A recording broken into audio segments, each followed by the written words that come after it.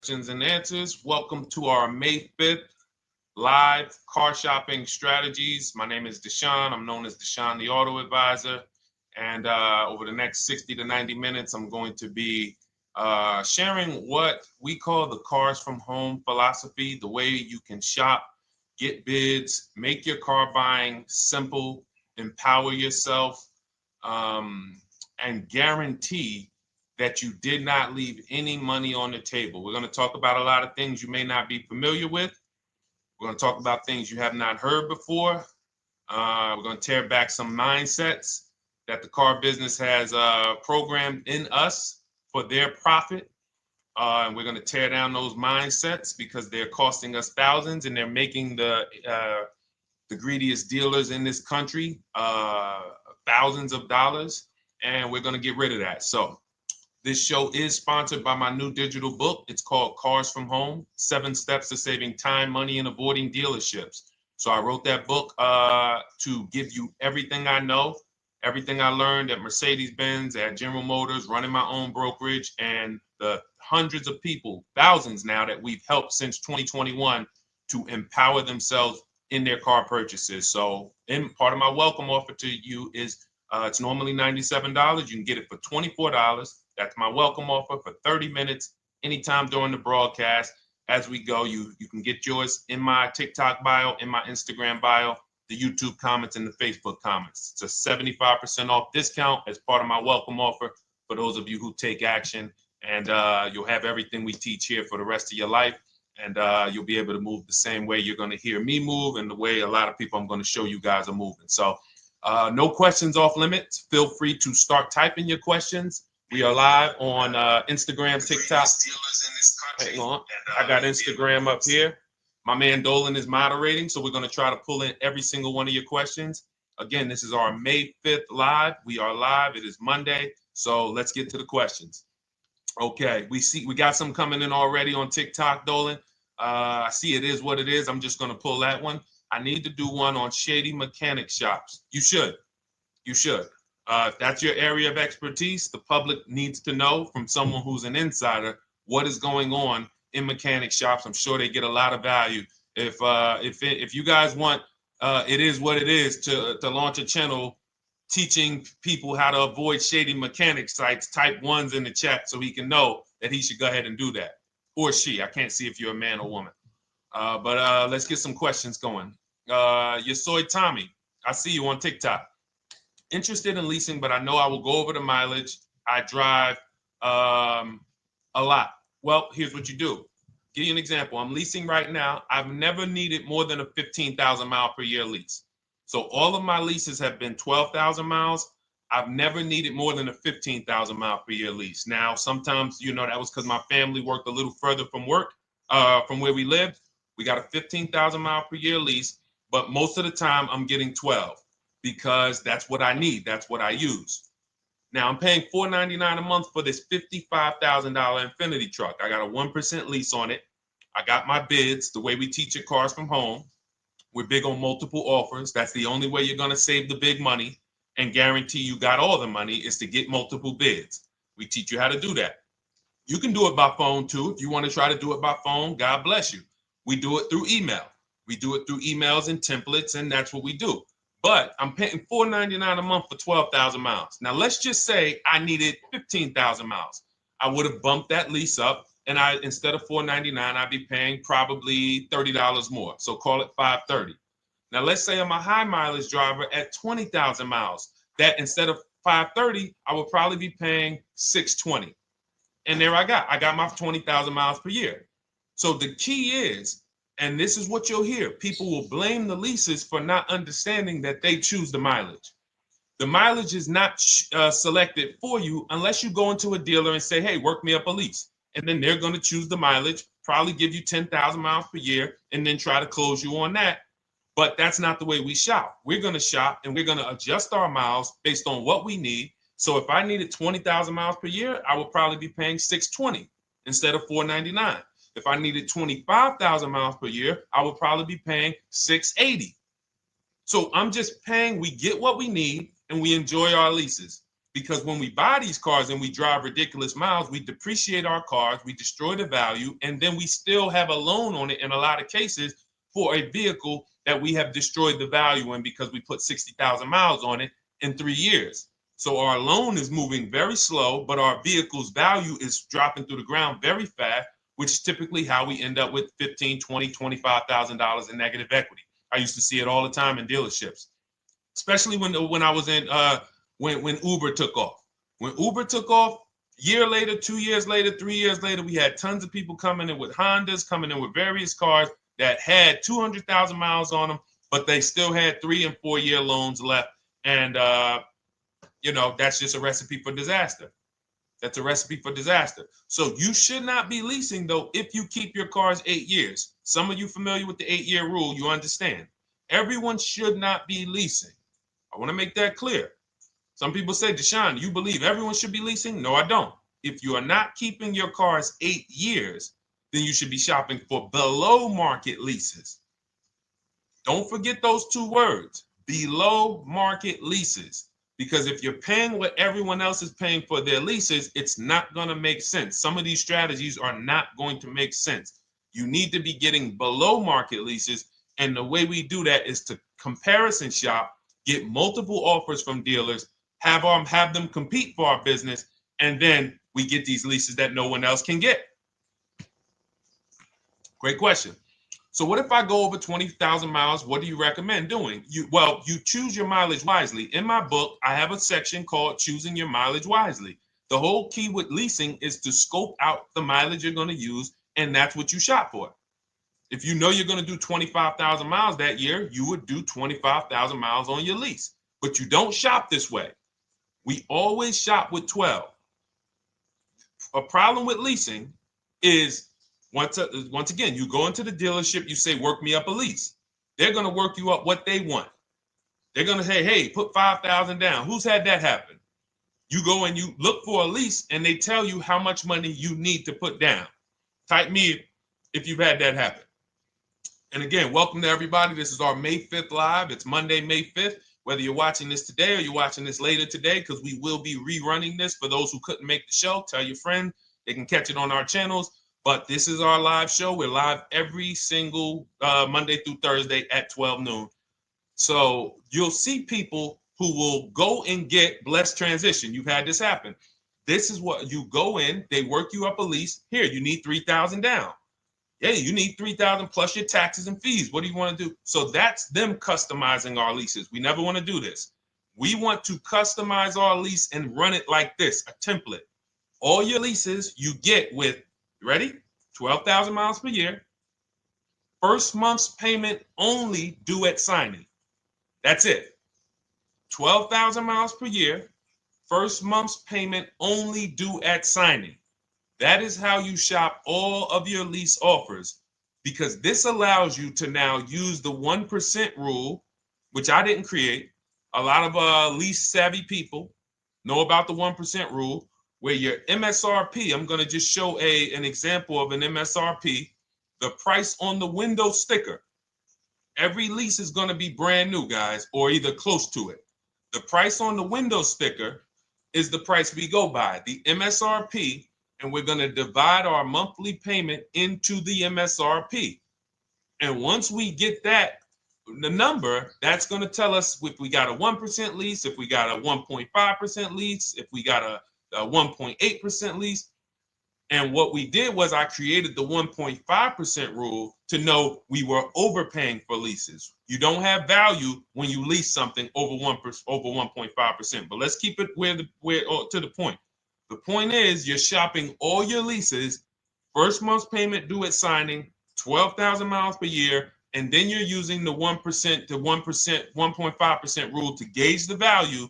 Once you find your best offer, that's when you go and you say, can you please adjust the mileage down to 10,000 because that's all I need, or up to 15,000 or 18,000. You shop your offers with 12.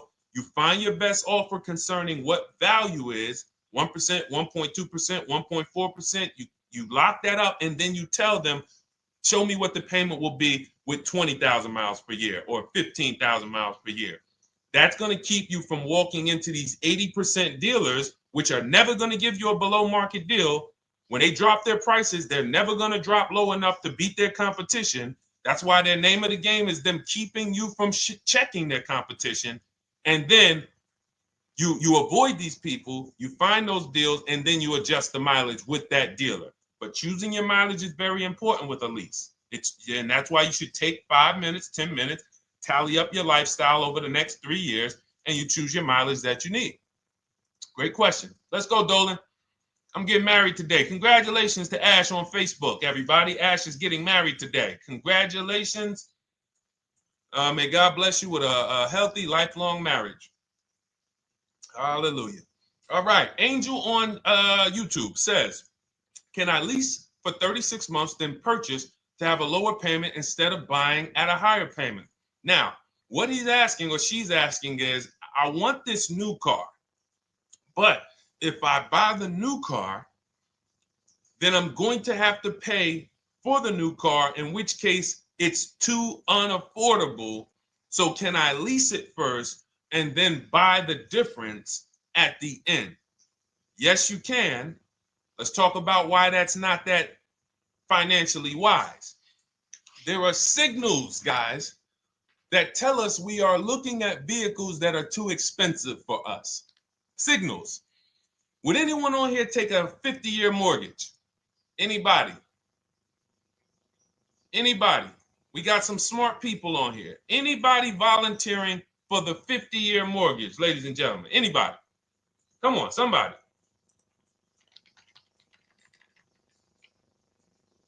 No, why not? Why not? Why is everybody saying no to the 50-year mortgage? Because we know it's ingrained in us that a 50-year mortgage on a house means we can't afford that house, right? Same thing with cars. There's signals. And so when we cannot finance a brand new car and it's affordable, what should we be doing? We should be going to get a pre-owned car. That's what we should be doing.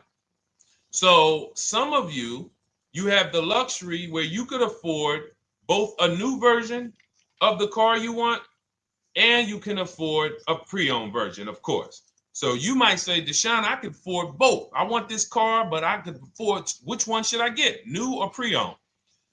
Thank you to the new gifter, Jeffrey Jones. Welcome. The Black King. Thank you so much. Gifter badges. Appreciate everyone who supports this broadcast. Thank you so much. You helped me to keep this information going.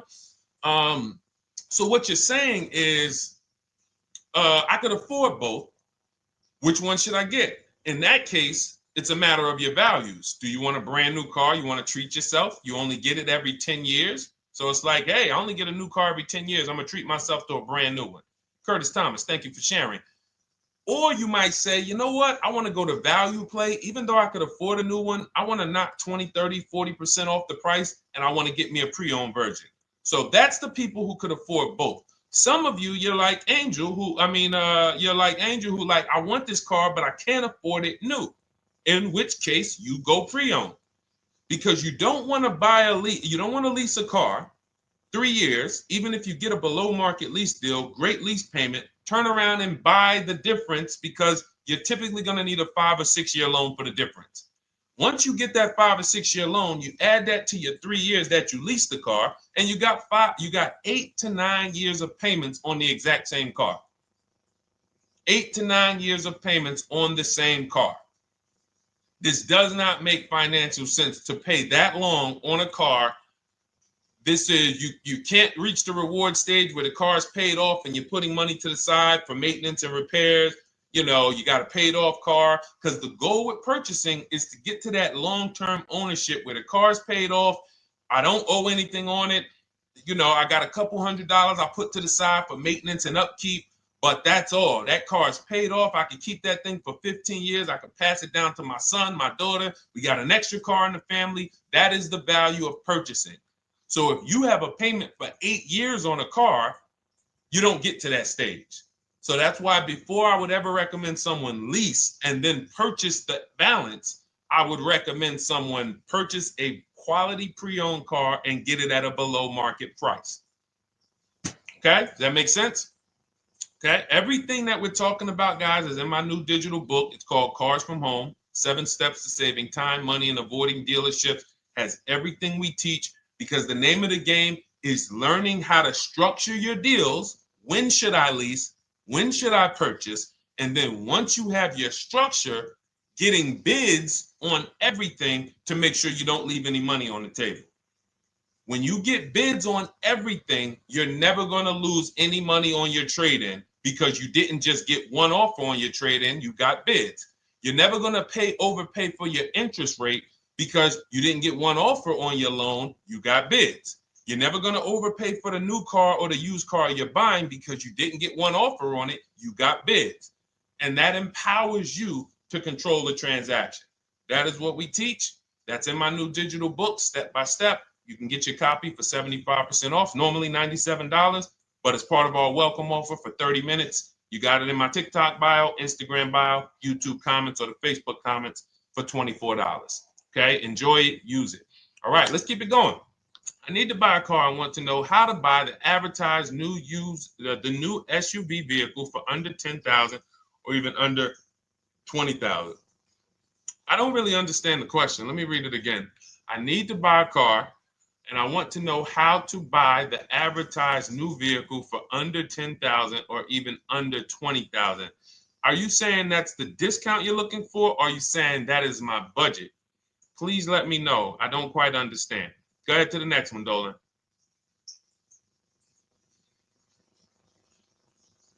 All right.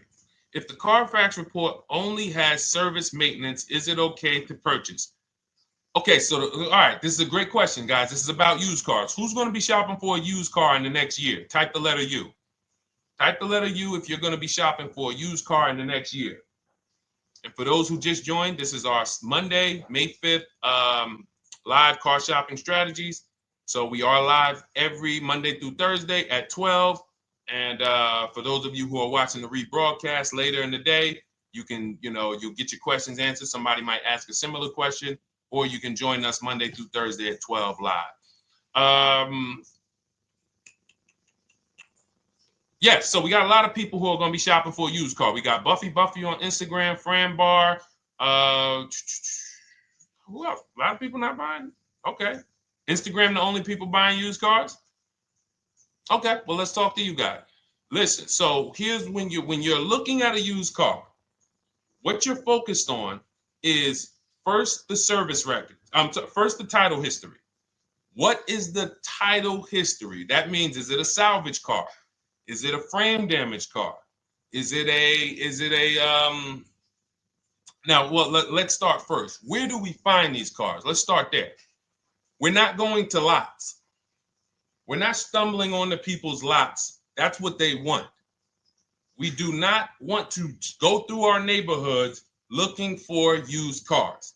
Anybody who does not have a used car on a website, they're trying to take advantage of you, because that is unadvertised, that they don't want to be where the competition is. That is not the way we're going to move. And for years, it was like that. You drive past a dealership on the weekend, you see hey, oh, look, they got this nice yellow car, a nice big red car outside, and you just pull right in. That's 2005 stuff.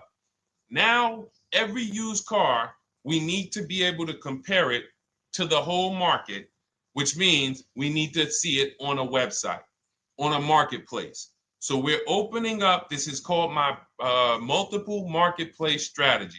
We are opening up, and some of you are going to need a pen if you're going to really, or unless you're going to watch the rebroadcast, because I'm running stuff past you that, you're trying to buy a $30,000, $50,000, $100,000 car.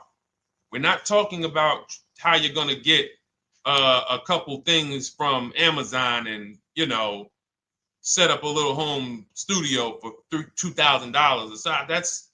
We're talking about the second most expensive purchase most of you are going to make.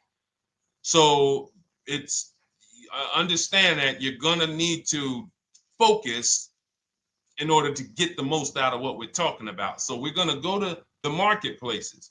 The marketplaces are Carvana. They sell their own inventory.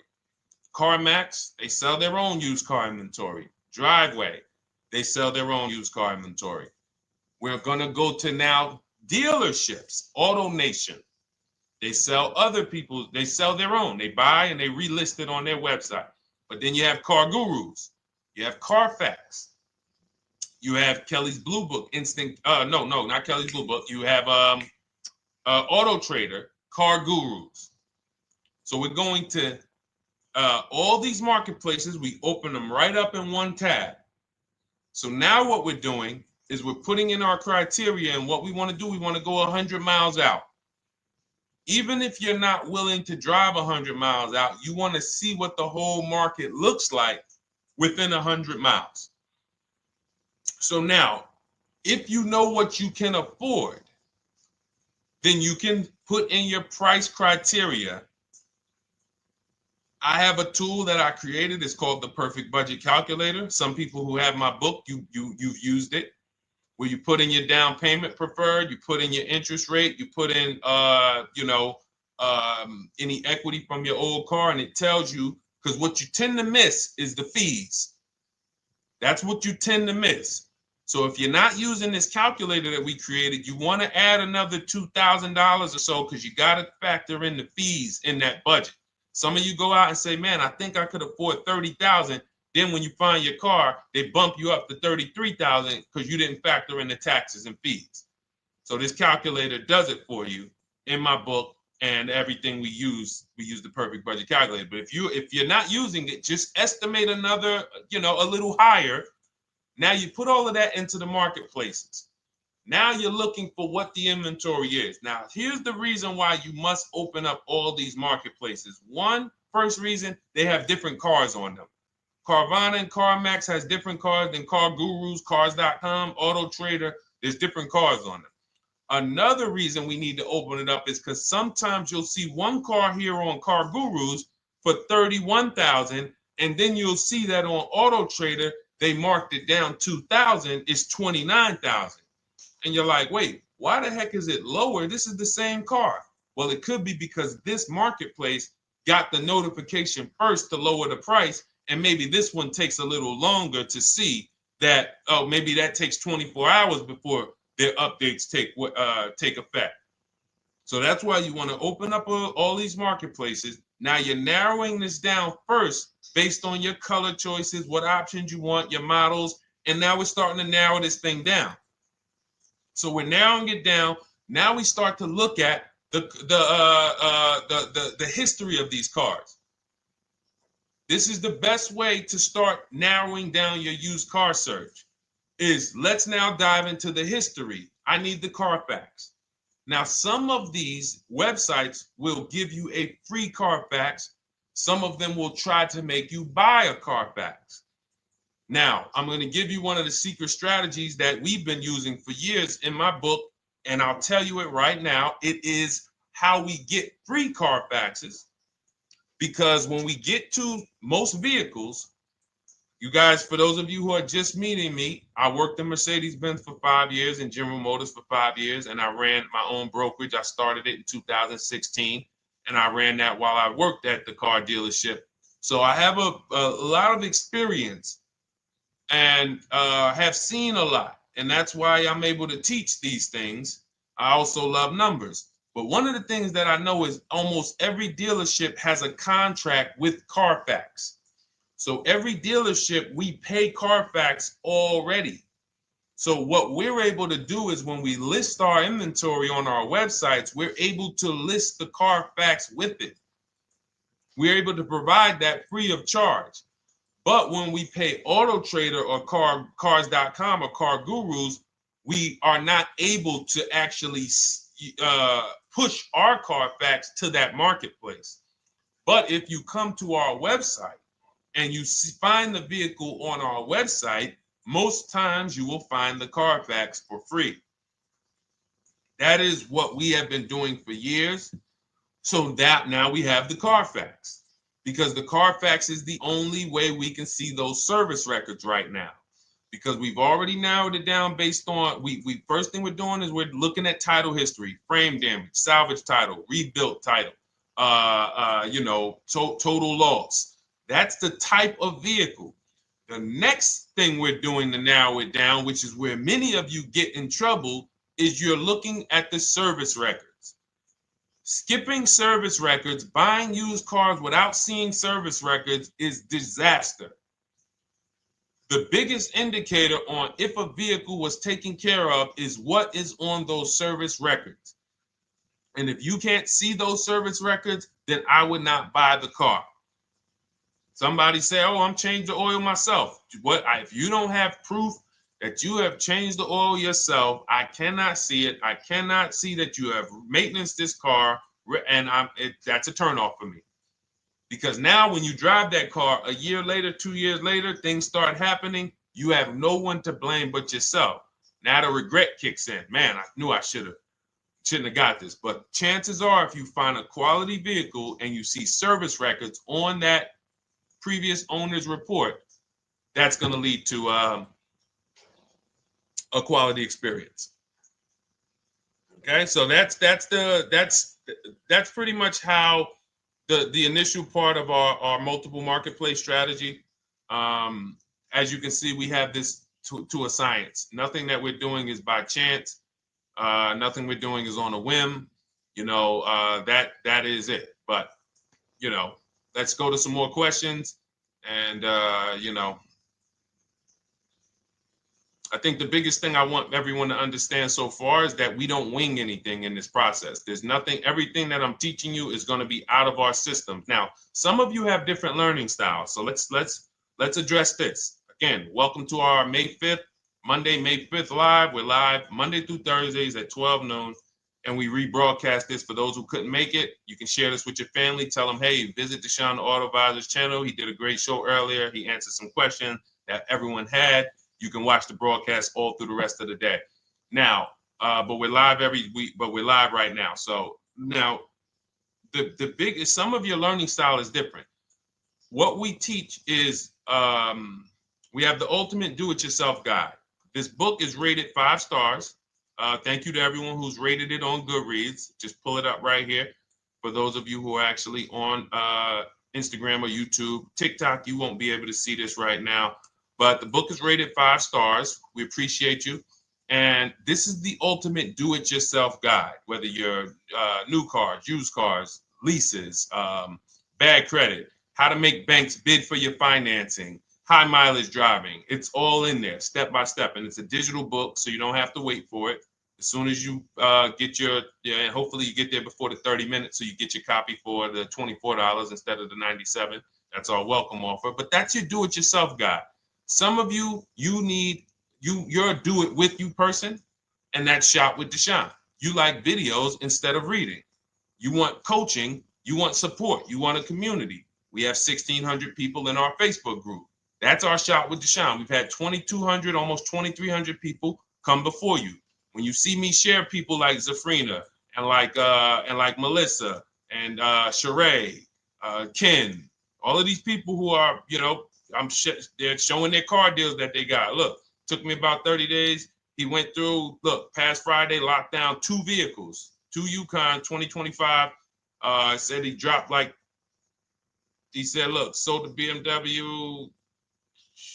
They dropped the price down to 70 grand. So they took off like 5,200 for him. These are all people who are in the Shop with Deshone. Their learning style is they prefer videos. They prefer, coaching with me. But again, it's the same information. So I want to be clear. It's just your learning style. So if you are like Deshone, give me the blueprint and I will run this thing. That you're going to be like the people who send, like Marie. Marie just wanted to let you know she got our book. Using the book, I saved over $13,000 off MSRP. Now, here's where the feelings get hurt. And this is not my intention. But some of you have these same vehicles that you're going to see me sharing that our people get. And when you see what they paid for them and what they're getting off of them, you're going to see, wow, I did not get that. I did not get that type of discount. So all of you who have this 2025 GLC coupe fully loaded, she said they took $13,000 off MSRP. She got her bids from home, got my payment to be hundreds lower per month, maintenance included, no money down. We are masters at no money down deals. You should not be putting money into these cars unless you intend to keep them for 10 years and you got a great price already. You got a huge discount already. You should not be putting money into these cars. I have never done more than $1,500 out of my pocket for any lease. And when my car that I bought, I put money down on that because I bought it to keep it. But everything else, we are shopping with no money down. So you're going to see that a lot. So again, depending on your learning style, you can head to my bios and to the comment sections, open the Cars from Home Toolkit, Shop with Deshone might be right for you. I don't care how you get the information as long as you are saving the money. I don't care. If you could do it with a $24 book, do it with the book. I would rather you say, man, this guy Deshone helped me. I bought his book. I got it on the sale because he did the welcome offer for $24. And man, I done got 4, 5, 6 cars using this thing. And all I paid was $24. Congratulations. I will celebrate that. I wish that for everyone, but that's not everyone's learning style. So, okay, Dolan, let's keep it going. I'm sure we got a lot more questions coming in. Molly from Facebook, great to see you. Needed to be here. Well, I'm glad. I just ordered a new vehicle last week, expected to arrive in 3 months. I need a breakdown of how to get out if the options they want, get out of the options they want to the MSRP. Well, first of all, what you want to do is you want to get bids now. You do not want to wait. Those of you, she's ordered a car. She's scheduled to be here in 3 months, and she has not locked in her pricing. Now, the reason when we order a car, we are always getting our bids first because the closer your car comes to arrival, the less leverage you have. They know once that car comes in there, she's been waiting for 3 months. She is not going to want to walk away from this car. She is not going to want to do this all over again. And they're going to probably take a shot and say, or if you look for a discount at that point, you probably are going to be like, no, I'm sorry, we can't give it to you. So what we're going to do is we have to now send that request out. Now, there's 2 ways for you guys to do this, whether you're leasing or purchasing new cars. 2 ways for you to do this. You can do it your way, which is calling around. Calling around, not going into dealers, calling around, ask for sales managers, try to get yourself at least 5 offers. Because the only way you're going to see how overpriced the offers are is to actually get multiple offers. So I'll give you an example. I'm showing you guys on the screen what a market report looks like. So we also have a division. We shop for people's new cars and their leases if they have good credit. So when you see, oh, I tried to pull it up. It's not loading. So what you're going to see, and some of you who've used our stuff, you can testify to this. There is a huge spread between the best price and the worst price. Huge spread. So in order for you to know you actually got the best price, you need to see 4 other offers that are higher. I'm going to say that again. Thank you to all the gifters on TikTok. Thank you, Jeffrey Jones. Appreciate it. You need to see other offers that are higher. So let's go back to my car. This dealer who won the bid for my Infinity truck saved me over $8,000. Now, he said to me when I was making the deal with him, he said he knew that I was not going to find a better offer because he had used a special coupon he had to apply towards the deal. He needed the deal that month, and that's why he won the bid. So he's able to take off $8,000. If I was purchasing, I would have got $8,000 off the price. But I leased it, so my lease payment was $499 a month with $1,270 down total. And $1,270, $499 of that was my first payment. So every other offer that I got, $560, $605, $640, $700, $750. That's how you know you did it right. If you don't have a bunch of the 80%, we call them. This is the 80%. Some of you have heard me say we don't negotiate with dealers with fake fees. It's a losing battle because even when they take off all the fees, they're still super high. I'm going back and forth by email. So if you're using what we teach, you're taking minutes out of your day. You're going back and forth with email. We close deals in 60 to 90 minutes. I'm not inviting anyone to car college. 60 to 90 minutes of emails back and forth. Next thing you know, we're closing a deal. But you're going to see, even after back and forth and telling the dealers through email, you can do it by phone. Hey, I'm shopping other dealers. Please make me your best offer. I have all the templates written. So when you're using our stuff, you don't even have to wonder what you're going to say. You just copy and paste our template.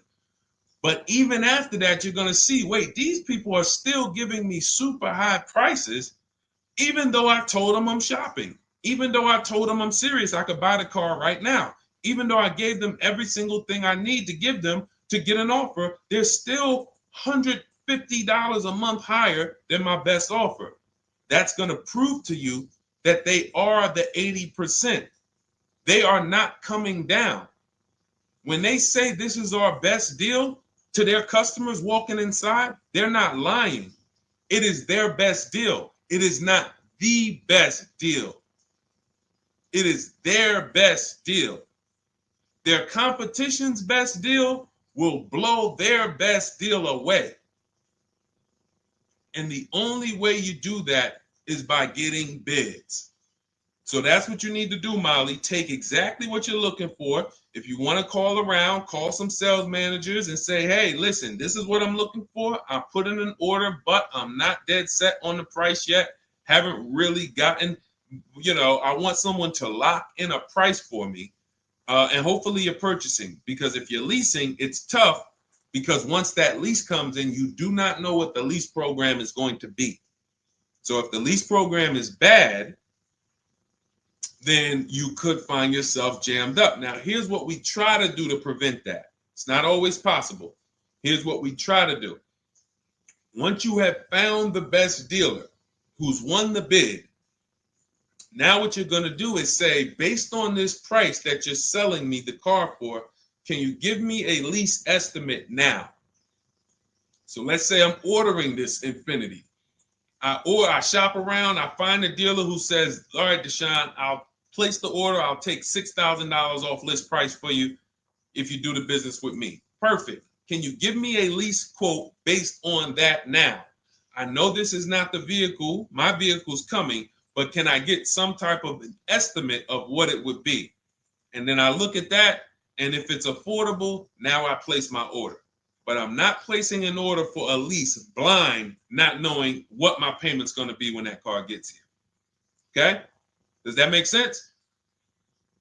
I know I may be typing. This is heavy. That's why I told you guys, when you're here with us in car buying, below market car buying strategies, this is like short 60 to 90 minute master classes.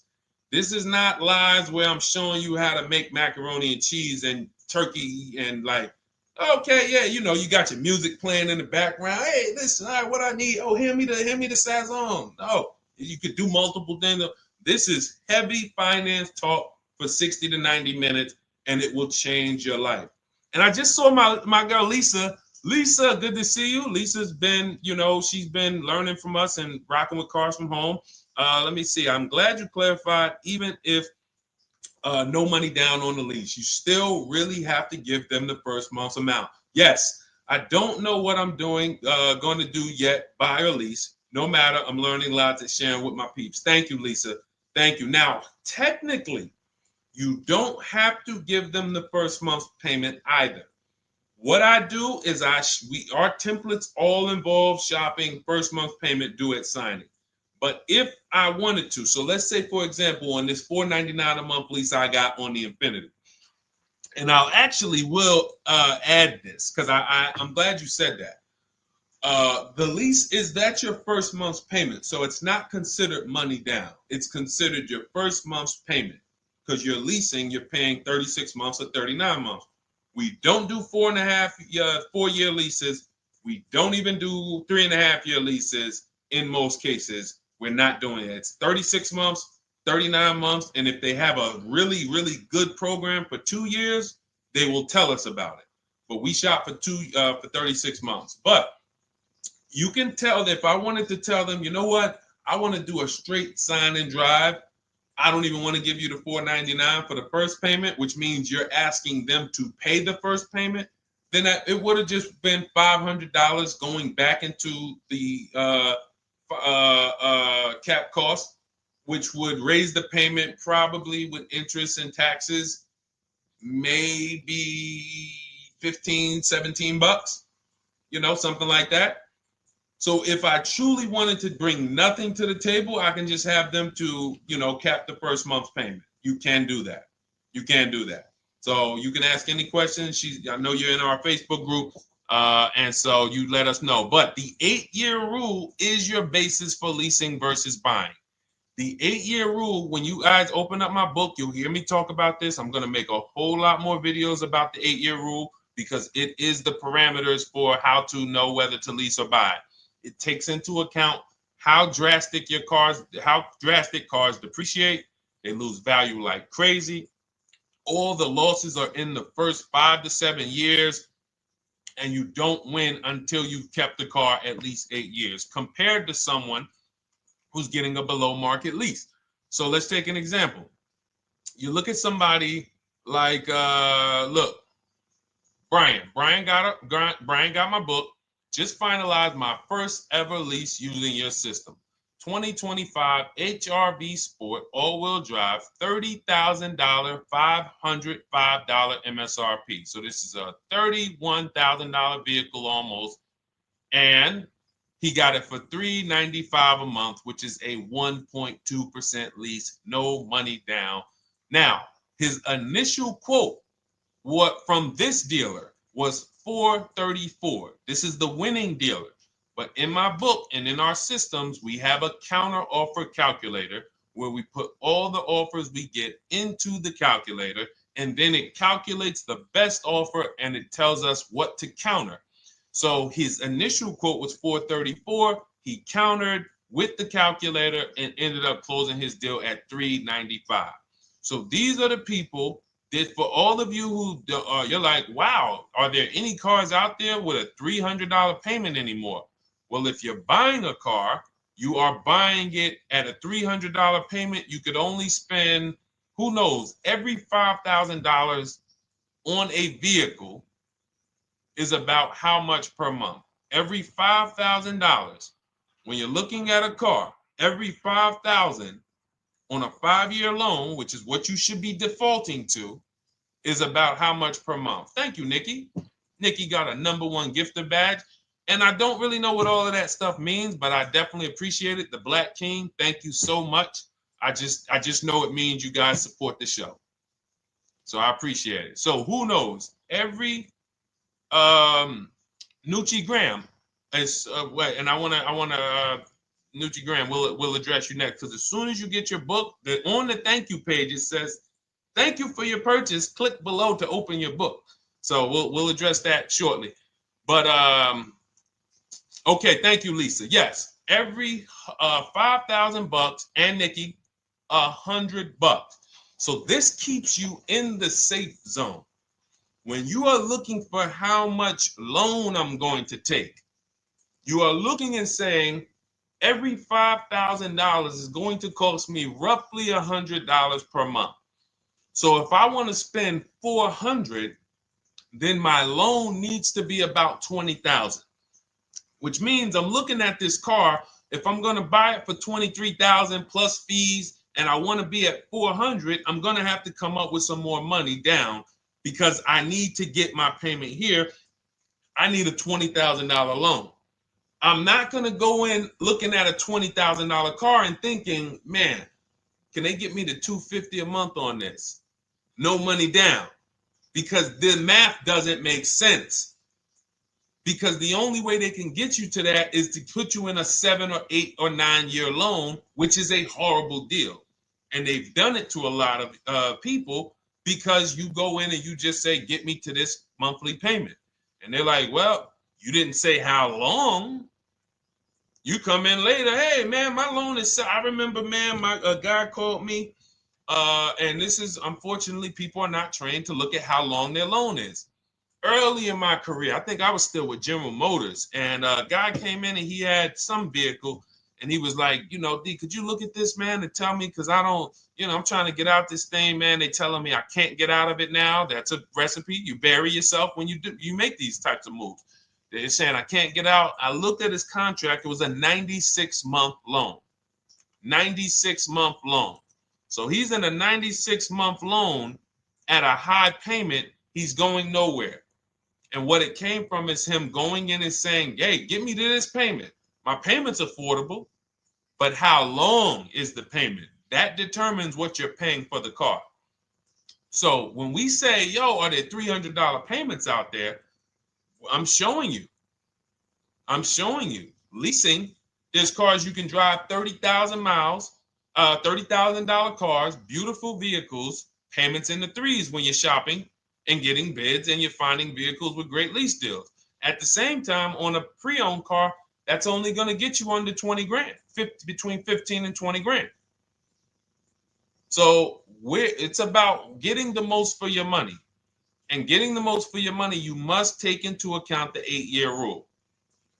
If I'm not keeping a car 8 years, I should be shopping for a below market lease. I'm not tying up any of my money in this car because I'm not keeping it long enough to have all of that money benefit me. Does that make sense? Type ones if that makes sense. Type dollar signs if that makes sense, because this is about money. If I'm not keeping the car 8 years, then all the money I'm going to tie up in the car to pay for it, to pay off the loan, to do the maintenance, to change the tires, to change the brakes, to change the oil, to change the brake fluid, the transmission, all of the money I'm putting in that car, just normal maintenance. I didn't say anything broke. Normal maintenance over 7 years. I'm not going to keep the car long enough to have that make sense. Whereas had I leased, I'm just below market leases.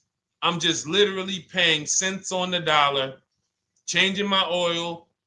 Most of the times I'm out the car before I need brakes, unless some of you are driving 15,000 mile a year leases, and then sometimes you will replace the brake, but it still does not compare to the cost of purchasing. And you know, throughout the show, I'm gonna show a lot more lease deals and a lot more discounts. But the reason why I show you guys the lease deals is because the money doesn't lie. Unless you're just hell bent on paying more, the money does not lie. You can't compare when I was, you know, I'm driving $40,000 cars, my payments have a 3 in front of them, and my friends are driving $20,000 cars and their payments have a 3 in front of them. And those cars are used, need maintenance, you know, warranties done ran out after 4 years. I'm over here driving brand new cars, problem free, and they're paying the same amount or more than me, and they're driving inferior products. And then once they really get tired of the car, they go ahead and they trade it in and they start the process all over again.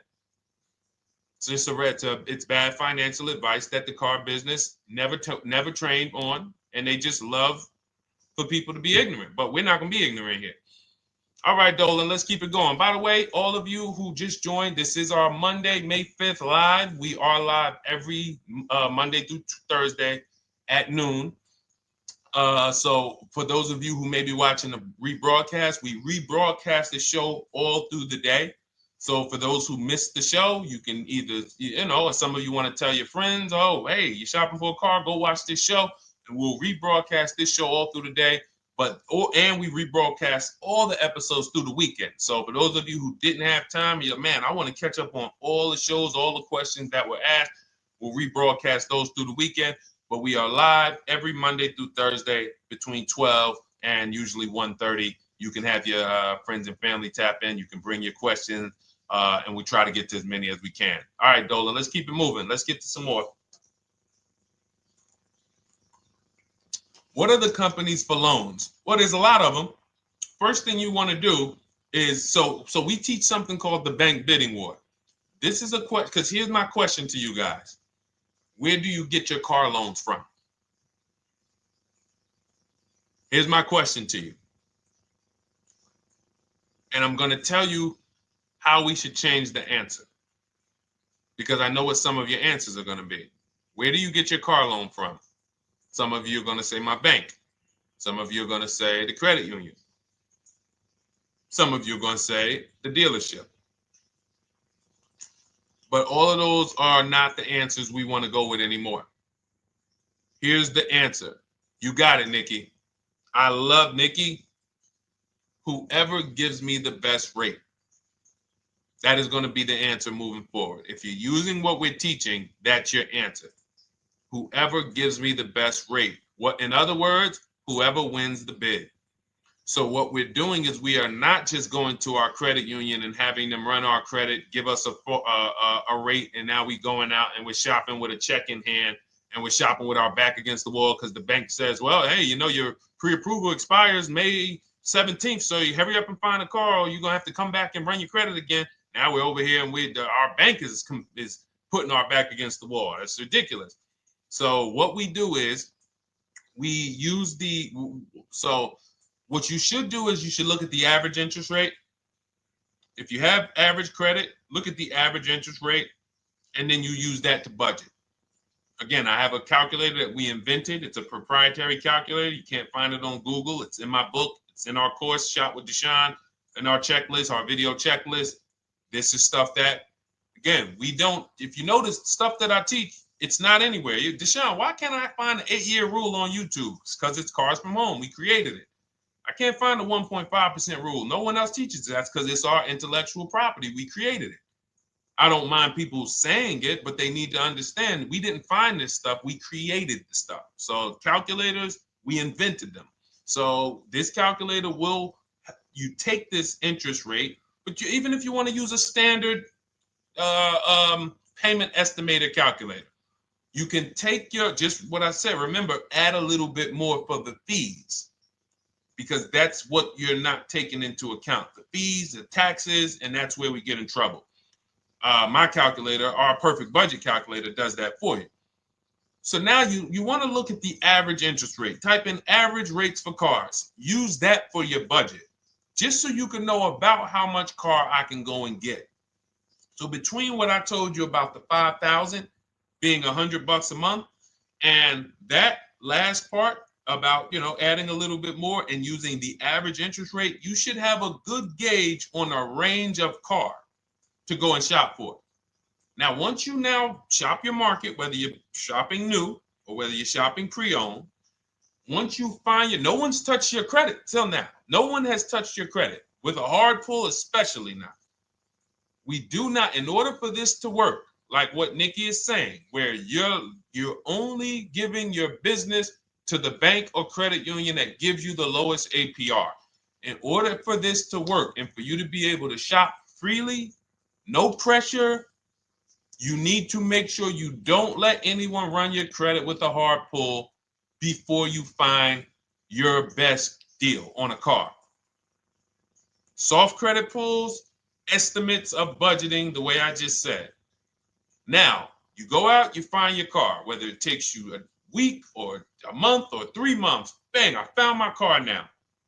You lock the car up, put it under contract, you leave your deposit. You never, ever. How soon when you get a car does the dealership want you to take it? I like asking questions like this because we can prove how predictable most of the car business is. How soon after you purchase a car does the dealership want you to take it? Thank you, Janae. Immediately. Now, the reason for that is, there's various reasons. There's various reasons. Right then and there, Molly, yes. But what I want you guys to focus on is what you lose by taking it right then and there. You lose the ability to shop the interest rates. And shopping the interest rates is very important because you'll always wonder, could I have gotten a better rate? So what you do is you lock the car up, you let them know, hey, I'm going to go home, just give me my, let me get my paperwork so I know exactly how much I need to tell my bank. And here's the key, if you guys can beat what my bank or credit union gets says, then I'll give you the loan. See, some people think that I teach don't let the dealerships compete. I never teach that. What I teach is don't let the dealerships be your first offer ever. They are always your last offer, and they're competing against other offers that you got. So now you're going home, your car's waiting, you're going to see what your bank, your credit union can do, and then you go online. You can go right online. Auto loans online, auto financing online. Let all of these banks and credit unions access your credit now with the hard pull, because there is an article that Experian did, and you can find it on almost any credit bureau, wrote an article on rate shopping. They allow you to have multiple lenders compete for your business within a small period of time. They say the window is 14 to 45 days. So if the window is 14 to 45 days, how quick do y'all think I want you to do it? If the window says, because that's a big window, as long as you shop within that window, at the end, those multiple inquiries will have the same weight on your score as one inquiry, because it looks as if you were shopping and you were doing your due diligence. Thank you, Greg, Sheila, with these gifter badges. I don't know. It's like a nice. I appreciate it, Glendale. Thank you. So with these, when these banks are competing, what you're trying to do is say, everyone here on my end, we call this the bank bidding war. This is round two. Round two is you are bringing your car home. I'm sorry, you are at home. You're going online. You're calling your bank. You're calling your credit union. If you have one, you're going online. This will take you literally one day, not even. This maybe take you an hour. Because if they say that the window to shop is between 14 and 45 days, I want you to do it in 24 hours. We want all the competition in 24 hours. Because that guarantees we are way within the window. They're going to look and see, wow, this person bought a car. They had multiple lenders competing in a small period of time. They're not out here just letting people run their credit over, every week. Some new banks running their credit. So now you call the dealership afterwards. You say, hey, the best offer I got was from such and such credit union or such and such bank. If you guys can beat it, I'll give you the business. You allow the dealer to now shop you to their banks. In which case, they're going to call you and say, hey, good news, we got you a better rate. Or, hey, good news, we couldn't beat the rate, but we can match it. In which case, they save you the time, they save you the paperwork. Or they're going to say, hey, listen, that's a great rate you got. We can't beat that. None of my banks can beat it. And in which case, we guarantee all around we got the best rate, which is the goal we're looking for. As Nikki said, I'm only giving my business to who gave me the best rate. That is the bank bidding war. So when you get your digital book, Cars from Home, you'll get that in writing. We also have it in our Shop with Deshone video checklist for those of you who are more do-it-with-me types. Again, we're all about your learning style. And some of you just like, Deshone, I see you. Can you shop for us? What are these? I'm seeing a lot of you guys shop for people, new cars, new cars, leases only. And you have to have good credit. Your FICO scores need to be over 670, all of them. But if you don't, again, same result. We've been helping people get these results since 2021. And again, I am all about speed. These are short videos. The book is boom, action steps, action, action, action, action. I'm not trying to teach you everything about cars. I'm trying to walk you through a path, a 7-step path to get to the result you want all the time. Okay, I'm not taking you to car college. You're not going into the car business. You just need to know how to get the best deal. And that's what it's about, step by step. Okay, but for those of you who are just coming on, this whole show is sponsored by my new digital book. It's called Cars from Home, 7 Steps to Saving Time, Money, and Avoiding Dealerships. It's a digital book. Everything we teach about new cars, used cars, leases, below market financing, high mileage driving tips, bad credit tips for those of you who have your credit is not going to qualify you for everything else we're talking about. You need specific strategy. We have that specifically for people with bad credit inside my book and inside Shop with Deshone. So that's why I never believe in one size fits all car buying advice, because all of you are in different situations. So how does somebody look saying, you all should do this? We're all in a different situation. I have a trade-in, he doesn't. He has a lease that's coming due, he doesn't. Oh, he has a lease that's coming due, he has equity in it, we need to help him get that equity out. He has a lease, it has an equity, but it has a third-party restriction. We can't talk to people the same. That's why everything we do is custom and letting you know, no matter what your situation is, it's very common to us. Very, very common.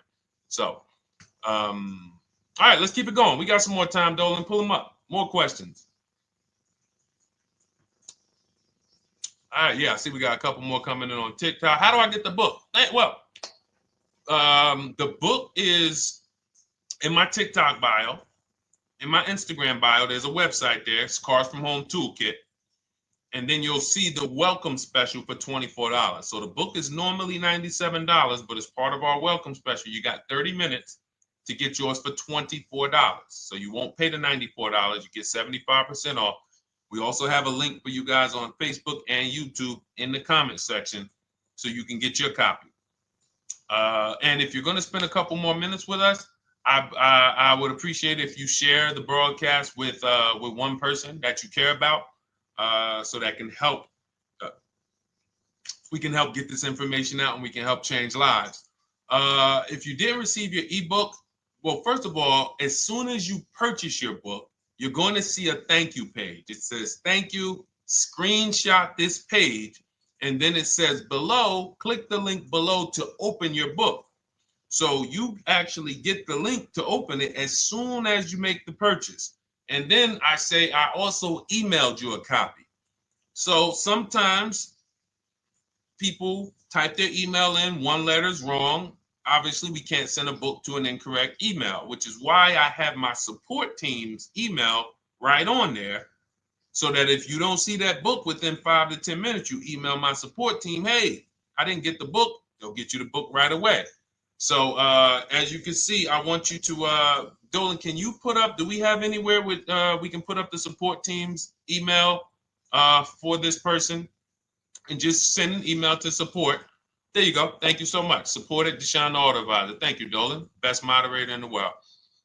All right, so shoot them an email. Just let them know. Give them your first and last name, and they'll check the record, make sure that we have a purchase from you, and they'll send you your book right away, so you can dig right into it.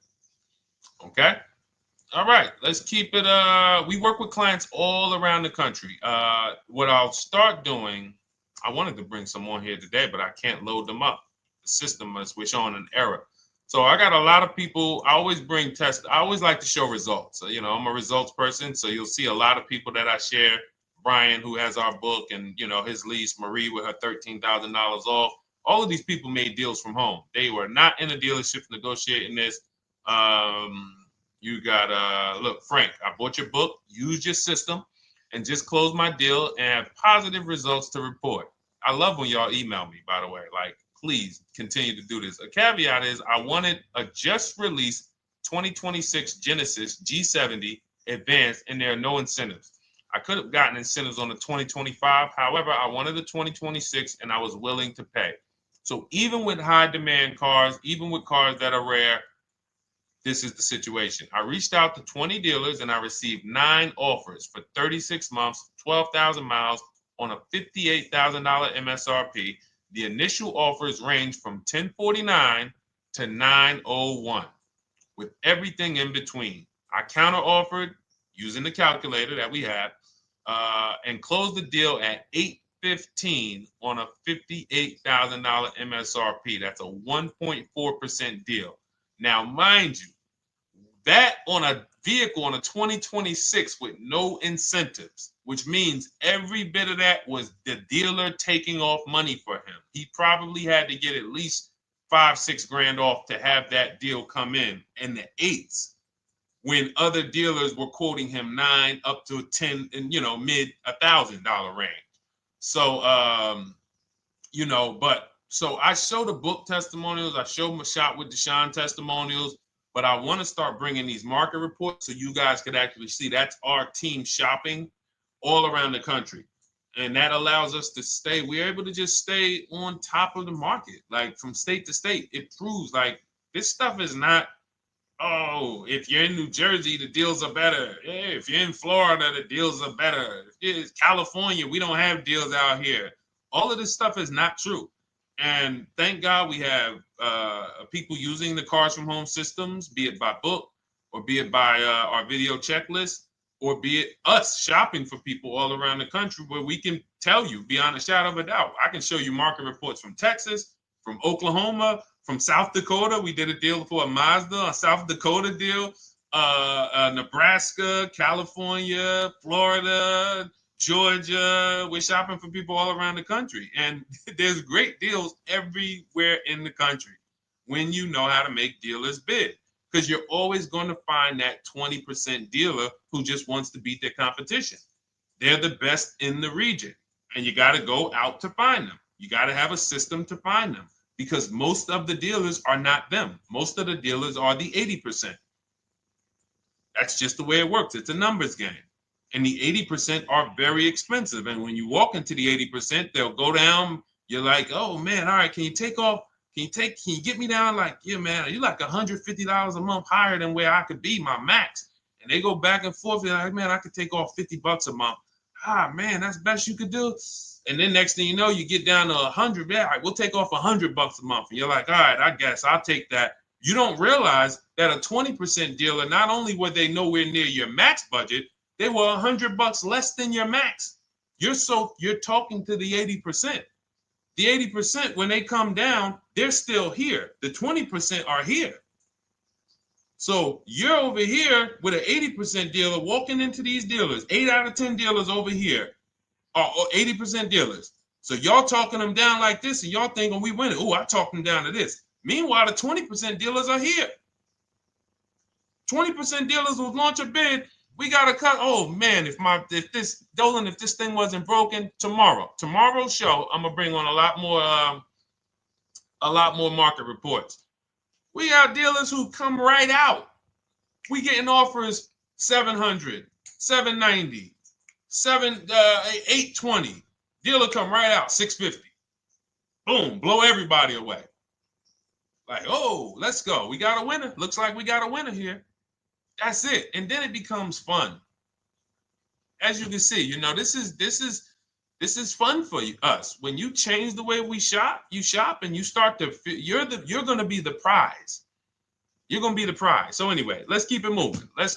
For those of you who have gotten your book, I look forward to you using it, empowering yourself, having these same results. For those who didn't know about the book, it is a digital book. You can get your copy for 75% off for 30 minutes in my TikTok bio, my Instagram bio, the YouTube comments, and the Facebook comment. And for those of you who've been on and you still don't quite trust us, you want to get started with maybe some free advice, go grab our cheat sheets. We have our free cheat sheets in my Cars from Home toolkit, totally free. Test us. Look at the cheat sheets, look at the strategies, look at the emails I'm going to send, guiding. Like I don't play around. So if you want to just say, test out, let me hear some free advice, start with our cheat sheets. All right. Yes, I'd actually answered that when I read that comment, Dolan, on TikTok about do we work with clients in New Jersey and New York? Well, yes. When it comes to shopping done for you, if you open the Cars from Home toolkit and you're like, Deshone, I just want to relax at home. You guys go shop the market for me. If you have good credit, FICO scores over 670, and you have and you're shopping for a new car or a lease, you can book a call with us and we can see if we can help you. Book a 10-minute call. It's free. And we can see if we can help you. Is it best to lease a car if you're currently underwater? Ooh, if I was underwater right now, let's just say I have 15,000 negative equity. I made a bad deal during the pandemic. I'm upside down and I'm like, man, I got to get out of this car. But and first of all, I know I should be leasing because now we know the 8-year rule. The 8-year rule says if we're not buying our cars to keep them at least 8 years, we should be shopping for below market leases. We're going to pay a lot less money. Below market leases, not normal leases. Very important. So what I'm going to do is I'm going to actually right now look for an electric vehicle that I could lease because some electric vehicles right now, we're getting under 1%. We're getting 0.88% leases. We're getting 0.79% leases, because if you do your bidding, you're going to see. Now, again, if you want to call around for your multiple offers, you can do that. I'd rather you call around than to do what you've been doing. I'd rather you, with your new cars and your leases, call around before you walk. That's better than what you've been doing. But if you're like, Deshone, I don't want to talk. I don't want to wonder what I'm going to say. I just want to copy and paste. That's the Cars from Home way. Either way, you get your 5 offers, and you're going to see now, my best offer on this $40,000 electric car might be $320 a month.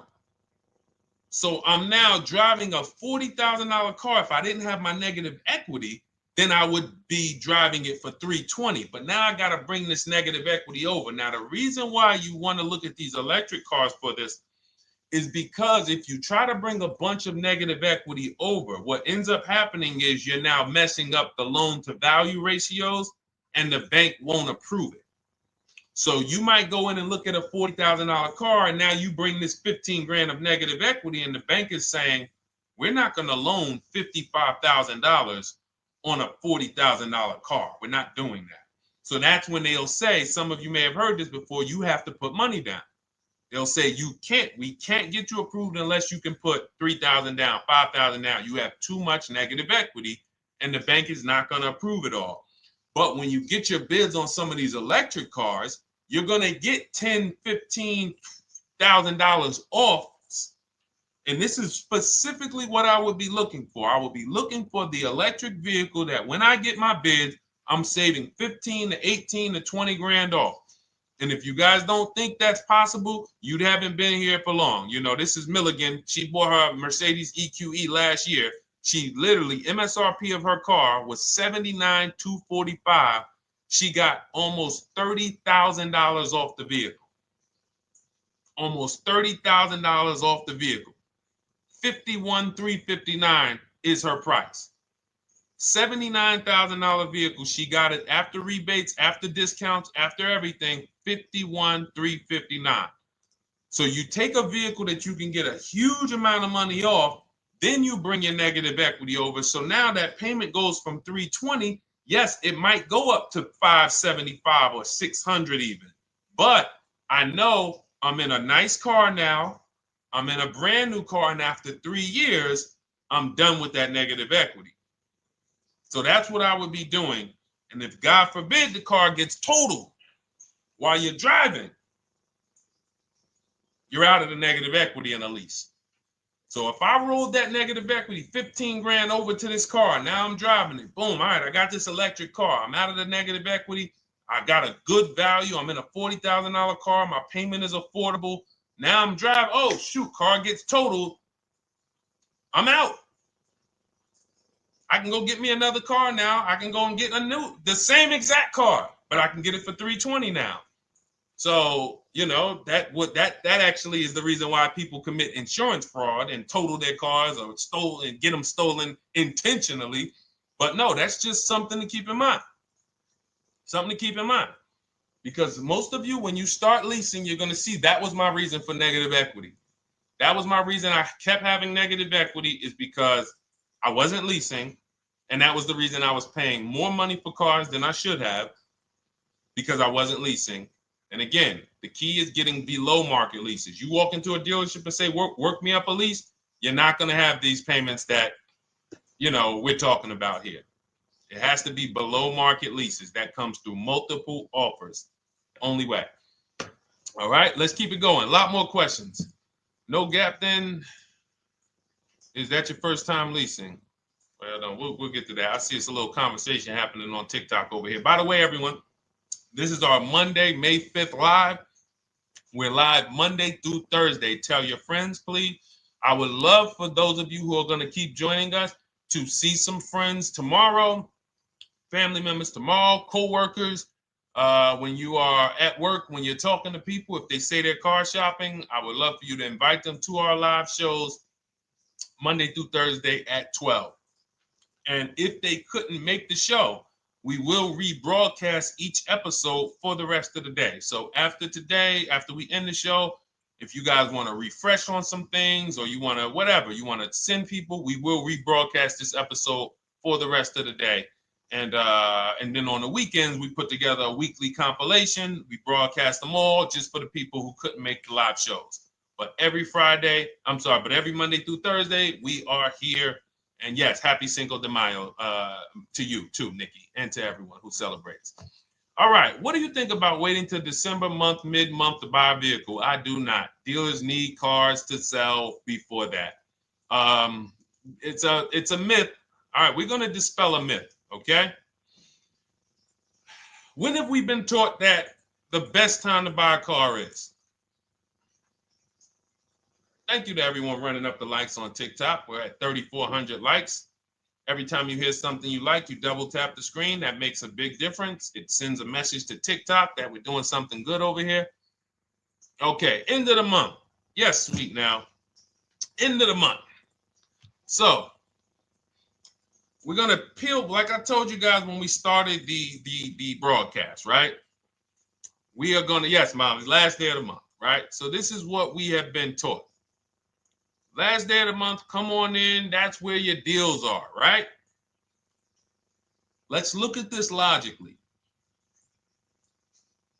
As a former car salesperson, the times where where I saw the dealer or myself being the most desperate was the times where we did not have a lot of customers.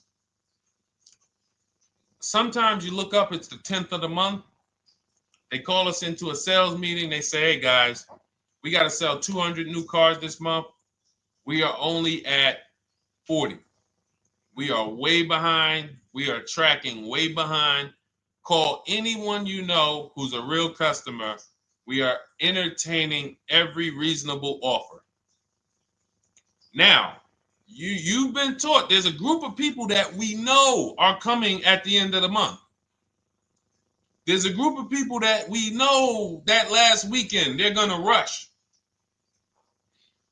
But there's no desperation there from us because we know they're coming. So we look and say, I'm much more desperate at various times throughout the month than I will be at the end of the month.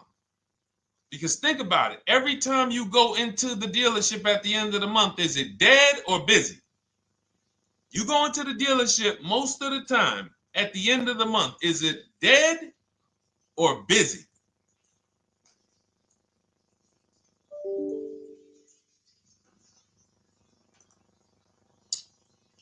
Thank you. It's a zoo. It's a zoo. Customers everywhere. That means all the car salesmen are not worried about making a deal. In fact, they're looking at you and saying, hey, Molly, thank you. Listen, I know you, look, I know the payment's $780 a month. I know you said you wanted to be at $499, but, we've been going back and forth. Can you work your way up, get closer to the $780? Because they know now we can take a shot.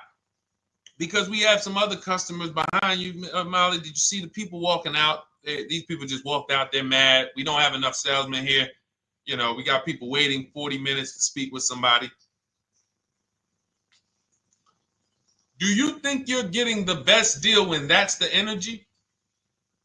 Yes or no? Let's just be honest here. See, you might forget some of the lessons that we teach if you don't have our books and if you're not in our video checklist and coaching.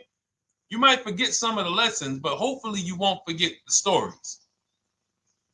So you walk in the dealership at the end of the month, the place is a zoo. It's people everywhere. They're ringing bells. They got the big clown, donuts around. Hey, you want a donut? Do we think there's desperation? Thank you, Sheila. Thank you, Molly. There's no desperation here.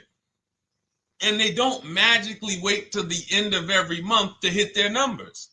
Some dealers hit their numbers at the 25th of the month. Numbers are hit. We still got people coming in end of the month. So What we want to do to answer the question is we want to be positioned. What I like you to do, for those of you who are in an emergency situation, you need a car in a week, in 2 weeks, that's fine.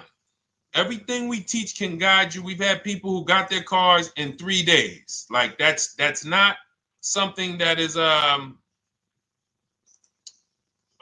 see. This is my second go around, much easier, more relaxing experience. Calculator definitely helps.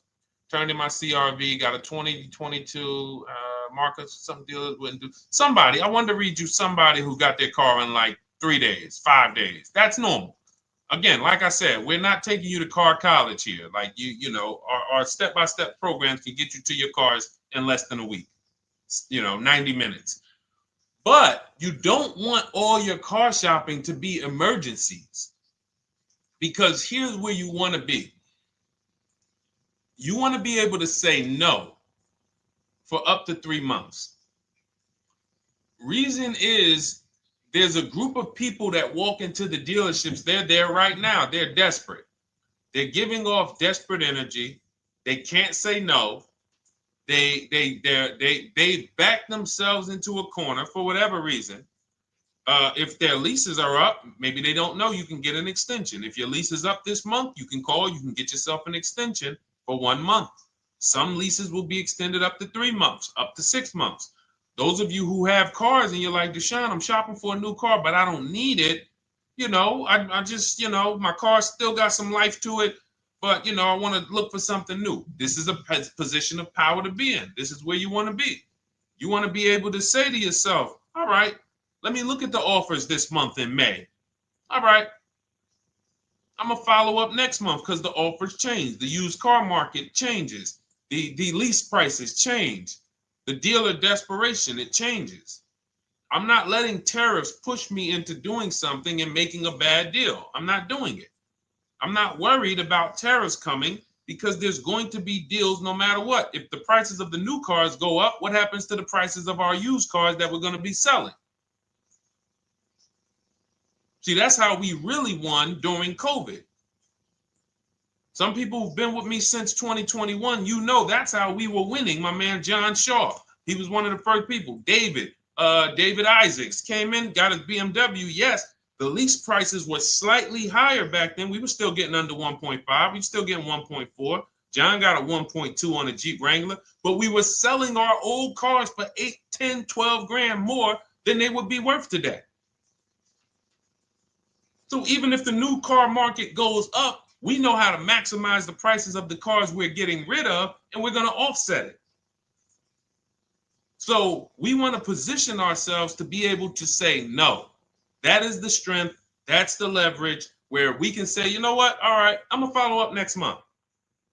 Now we're telling the dealers right up front, hey, call me. I'm good between now and June 18th. I'm good between now and July 20th. So now what those dealers say is, okay, this is a serious customer. By the way, we have all this in templates. In my book, you fill out the template, you fill in, here's the day you can buy a car. This is your deadline. When we blast it out, these are things you can call dealers and you can tell them, hey, I'm good between now and anytime before the summer. Call me if you get a black one with the red seats and this package in it. If you want to call around, you want to do it that way, you could do that. But what you're letting them know is, call me when you want to make a deal. I can make a deal today. Let me see the numbers today. Great. All right. If sometimes you'll see that a car is a little bit out of the range we want it to be in, you might say, man, I'm looking for it to be around, 505. This thing's coming in about 550. Okay, maybe I'll check next month, see if the program gets better. You might say, all right, dealers are saying to some of you shopping for cars that maybe every dealer is not going to have it. When you reach out to the dealers, only 5, 6 dealers have it. But they say, hey, I got something coming in May. I got something coming end of May, June. Is that good for you? See, they're desperate customers. They can't say yes to that because they back themselves into a corner. But you guys now operating with a 90-day shopping cycle. If a deal comes today, I'm jumping on it. But if you got something coming next month, I'm jumping on that. Call me when you're desperate. Call me when y'all have that meeting. Hey guys, we're way behind. Listen, we need a deal. I'll take any deal right now. Hey, is that person that Sheila McCauley, you know, that last month, her number, we couldn't make that deal last month. Did she get a call yet? Hey Sheila, did you get a call yet? No, I'm still waiting. Okay, great. We can get to your number now. Perfect. Thank you.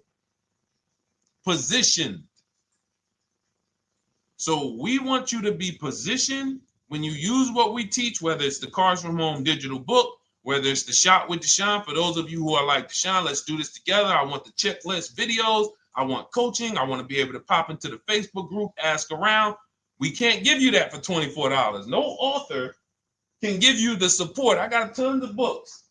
Dare to Be a Man, In His Steps, Tony Robbins' book. None of these authors can give me support for the price I paid for their book. That just can't happen. But some of you are like, you know what? This is a big investment. I want to make sure I have access to, you know, systems for life. That's the Shop with Deshone done for you video checklist. And then you got coaching direct with me in our Zoom calls every first and third Wednesday. Twice a month we do. And then we got our private Facebook group with 1,600 people. And then some of them are sharp as me. I'm telling you, let's look at, you know, y'all know I brag about Rosalie. If you like Rosalie, if girl got 4 cars in within a year, you know. Her first car was the Infinity. She got her Infinity truck. And I was sharing her a lot last year when she got her Infinity QX60, but she recently shared that she got 3 vehicles. And hold on, where is she at? I just had her up. So this is the people that's in the group. Like, look, 3 vehicles. Big shout out to Deshone the Auto Advisor for making these incredible deals happen. 3 new leases for my sons with only first month's payment down. She got a Nissan Rogue, almost $37,000 vehicle, $399 a month, no money down. Mazda CX-30 Sport, $28,000 vehicle, $28,300, $339 a month. That's a 1.2% lease. And she got a Mazda CX-50 Premium Plus, $40,400 vehicle, $420 a month. 2 1% leases and a 1.2% lease. And the cherry on top, she says, I sold 2 leases. Some of you don't even know you could sell a lease. She said, I sold 2 leases. She had equity. Now, not every lease has equity. But if 8 out of 10 leases don't have equity, then 2 out of 10 do. So if you've just been dropping your leases off at the dealership, hey, here's my old lease. Let me get the new one. Hey, here's my old lease. And you have not assessed the equity. Could there be equity in it? Imagine how much money you've left on the table. Imagine how much, wow, I didn't even know you could sell leases. She sold 2 leases, 2 2021 Elantras, walked away with $6,737 in equity. Deshone, I could not have done this without you. Your program is a game changer. So this is what we want. We want empowered car shoppers. We want people who are not intimidated. I don't care what this market does, whether I need a new car, used car, whether I got bad credit, whether I'm a high mileage driver, it does not matter. We have strategies to make sure you are going to win in this market or any market. Does not matter. Okay? So, for those of you who don't know, the whole show was sponsored by my new digital book. It's called Cars from Home, 7 Steps to Saving Time, Money, and Avoiding Dealerships. It's 5-star rated. Thank you to everyone who's rated it, reviewed it. It has everything we teach in a step-by-step format. It's normally $97, but as part of our welcome offer, you can get yours for $24 in my TikTok bio, in my Instagram bio. Click that website. It's the carsfromhometoolkit.com. Or we have a link for you guys in the YouTube comments, in the Facebook comments, and you just click the $24 welcome offer, good for 30 minutes. And for those of you who have different learning styles, or if you just want some free advice, we have some links in there for you as well. Whether you are a do-it-yourself type, whether you are do-it-with-me type Deshone, or whether Deshone, I think I qualify for that done-for-you shopping, where I can relax at home and you guys go do that work. Or like I said, you want the free advice, just start with our cheat sheets and you can go from there. Whatever is right for you, you get it done. We just want to move you from anxiety, from, oh, I don't know what to say, from watching people online who call dealers and negotiate. Hey, take off $5,000 so I can have a viral video. And now you're talking to an 80% dealer. So the 80% dealer has the $5,000 to take off. So you look like, hey, yeah, see, I just got them to take off $5,000. We don't negotiate with dealers with fake fees. Like there's a saying, we don't negotiate with terrorists. Cars from home, we don't negotiate with dealers with fake fees. None of that stuff matters. Because what you want us to think is, look, see, I took off all of this money. Don't you want to buy the car now? But you took off the fake money. Had we been talking to a 20% dealer, what money are they taking off? The real money. The real money. So if we have two dealers, well, let's say 8, because y'all know I use the 80%. So the 80% are over here. The 20% are this small group over here that we got to find. Now, the 80% are starting so high that when they take off all the money, it's fake money. We marked up our cars. We got platinum kits on them. We got the Hertz service plans on them, and the Simonized kit and the low, all of that stuff. Okay, so yeah, we done took off 5,000 for you, but 4,000 of it was fake. Meanwhile, this 20%, they don't have the fake. So when they take off 4,000, it's real 4,000. And we over here talking to these people. Hey, take off all that fake money. See, guys, you can do this too. So listen, we bidding is the way to go. You cannot negotiate your way to a below market deal, but you can get bids and it will make your life easier. You'll start to enjoy your car shopping.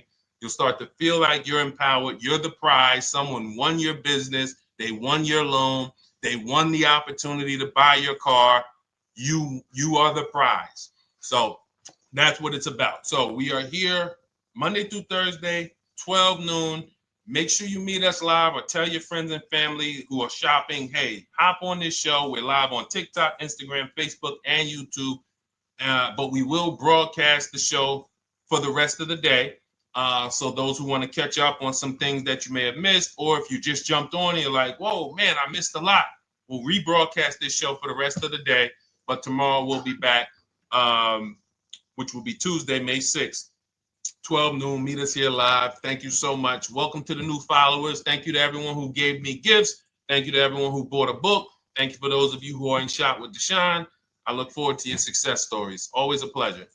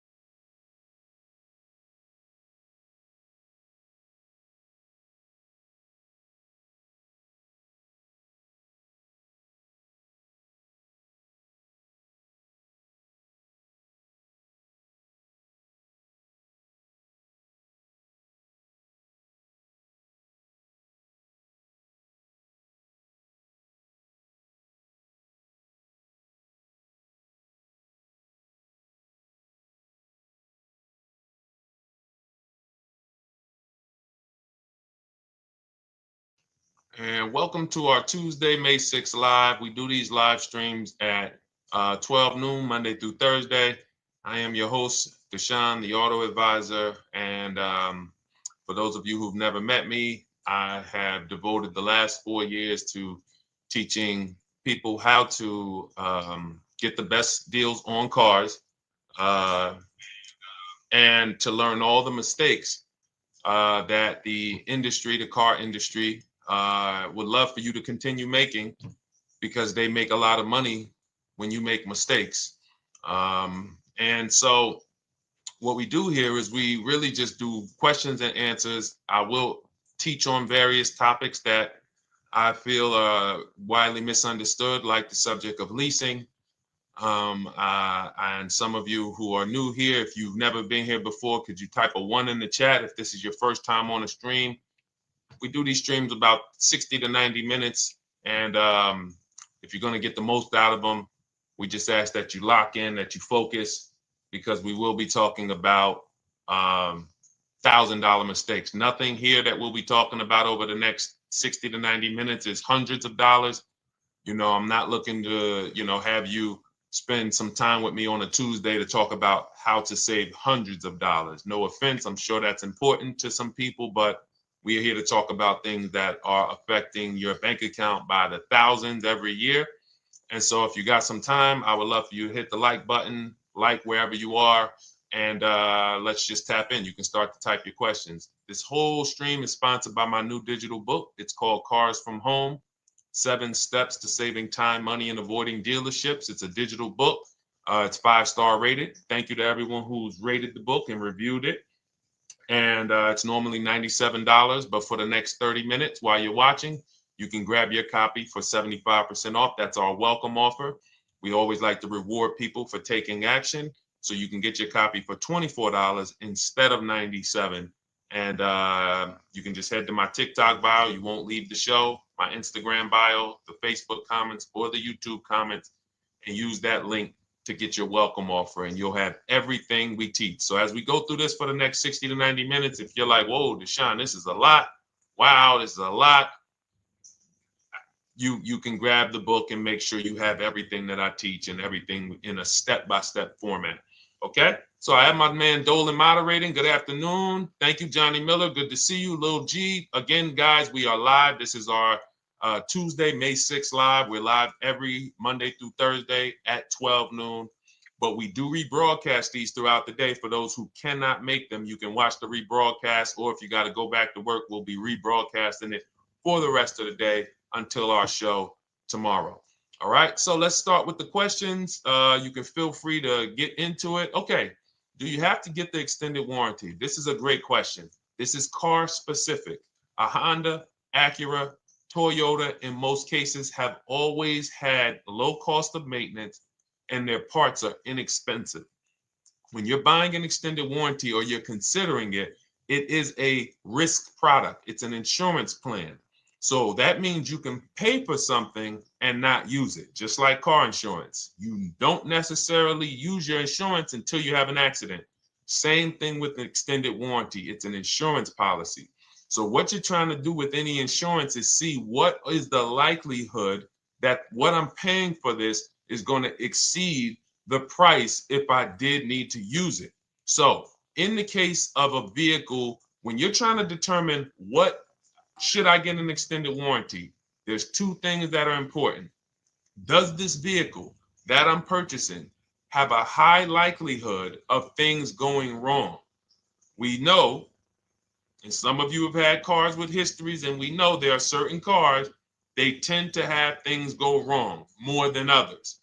And what I like to do is go right to Google and type in repair cost, because this is the second item that we are looking at. We're looking at average repair cost. So if you're buying a 2010, a 2015 Nissan Altima, 2018, Hyundai Sonata, you go right to Google, you type in 2018 Hyundai Sonata average repair cost.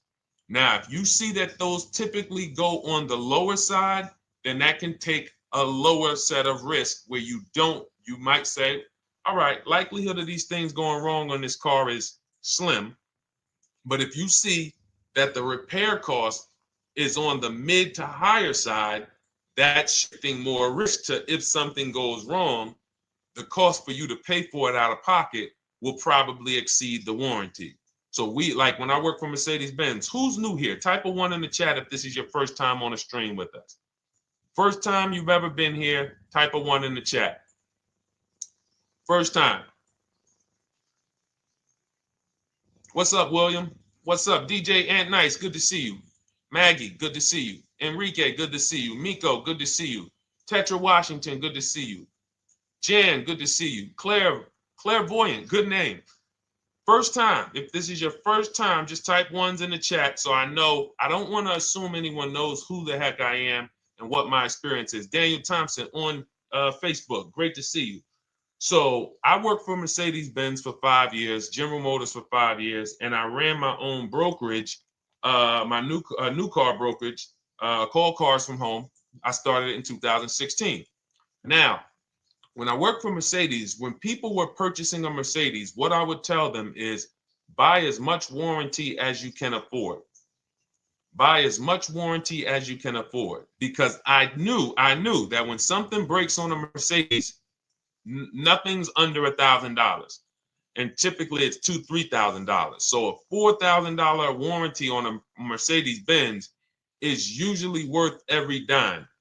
But at the same time, we have cars that, again, less likely for things to go wrong, and then when things go wrong, if they go wrong, they can typically be repaired inexpensively. Good to see you, Arms Reach. Welcome on Instagram. Shout out to the people checking in live. Great to see you all. So that's how you're measuring extended warranties. You don't want to get an extended warranty on a vehicle that has a low cost of repair and a low likelihood of things going wrong. You can then take your money, put a little bit to the side, have a little emergency fund, that same $3,500 that you would have put into the warranty, or $2,500, you put that to the side over the course of a year, 2 years, put $100 a month to the side, and then have that be your cushion just in case things go wrong. It's better for you to have that money in your bank account, and if things go wrong, you take it to your mechanic. You must have a local mechanic. You guys know I swear by local mechanics on cars that don't have warranties. Even if you have a Mercedes-Benz, a BMW, an Audi, something that is typically harder to work on and takes more of a specialized engineer, there are still plenty of places that have those. I mean, there's shops where they used to be Mercedes-Benz techs. Now they have their own shops. This is who you want, because their cost, their labor is going to be probably 1/3 of what a dealership is going to be. So these are the resources that, again, keep more money in our pocket while getting us the same level of service and experience. Okay, great question. Welcome, Uncle Nene. Good to see you. Uncle Nene. All right, listen. Nicole, good to see you. All right, Dolan, you can pull up the next question. Feel free to start typing your questions. And as we get more questions in, we'll try to get to all of them. You guys know we're not always able to, but we do try to get to all of them. How do I shop around for the best lease deal without affecting my credit? Well, first of all, you're talking to someone who's, just so you know, I've taught thousands of people to lease. I've gotten 7 leases. Now, when we look at what we are doing with a lease, first, we have to consider how we want the information presented to us. We are not letting dealers tell us how they're going to quote us. We are telling the dealers how to quote us. So we are going to have all our quotes. Thank you to everybody hitting the like button. I see you. I appreciate you. And shout out to the sharers. As I see people who share, I always like to give the shout outs to the people who share this broadcast with their friends and their family. And thank you to everyone who's giving gifts on TikTok and Instagram. Appreciate you all.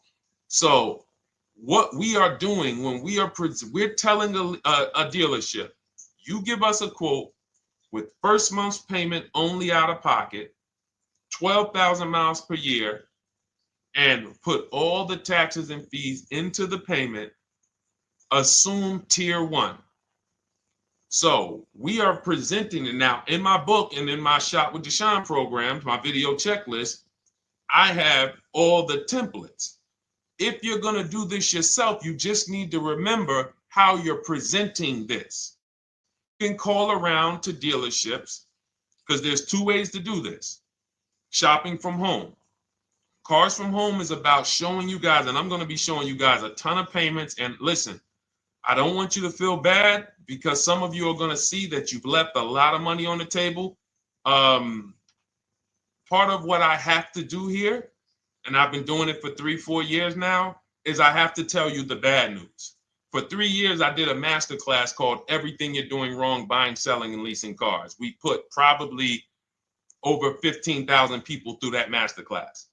But those were people who were willing to hear the bad news They knew, Deshone, I got to hear the bad news to get to the good news. So as I show the difference in the prices that we get and the people who listen to me get, more than, forget about me, the people who are like you, the people who are on a live, saw a video, and then took action and learned and use our processes, the results they get compared to what you're getting.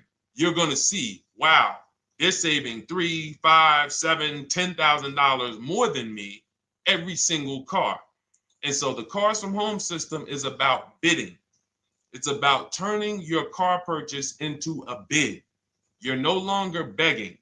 You're no longer going into a dealership and begging one dealer to sell you a car, and then you go to another dealer and beg them, sell me this car, please take my money, please take my money.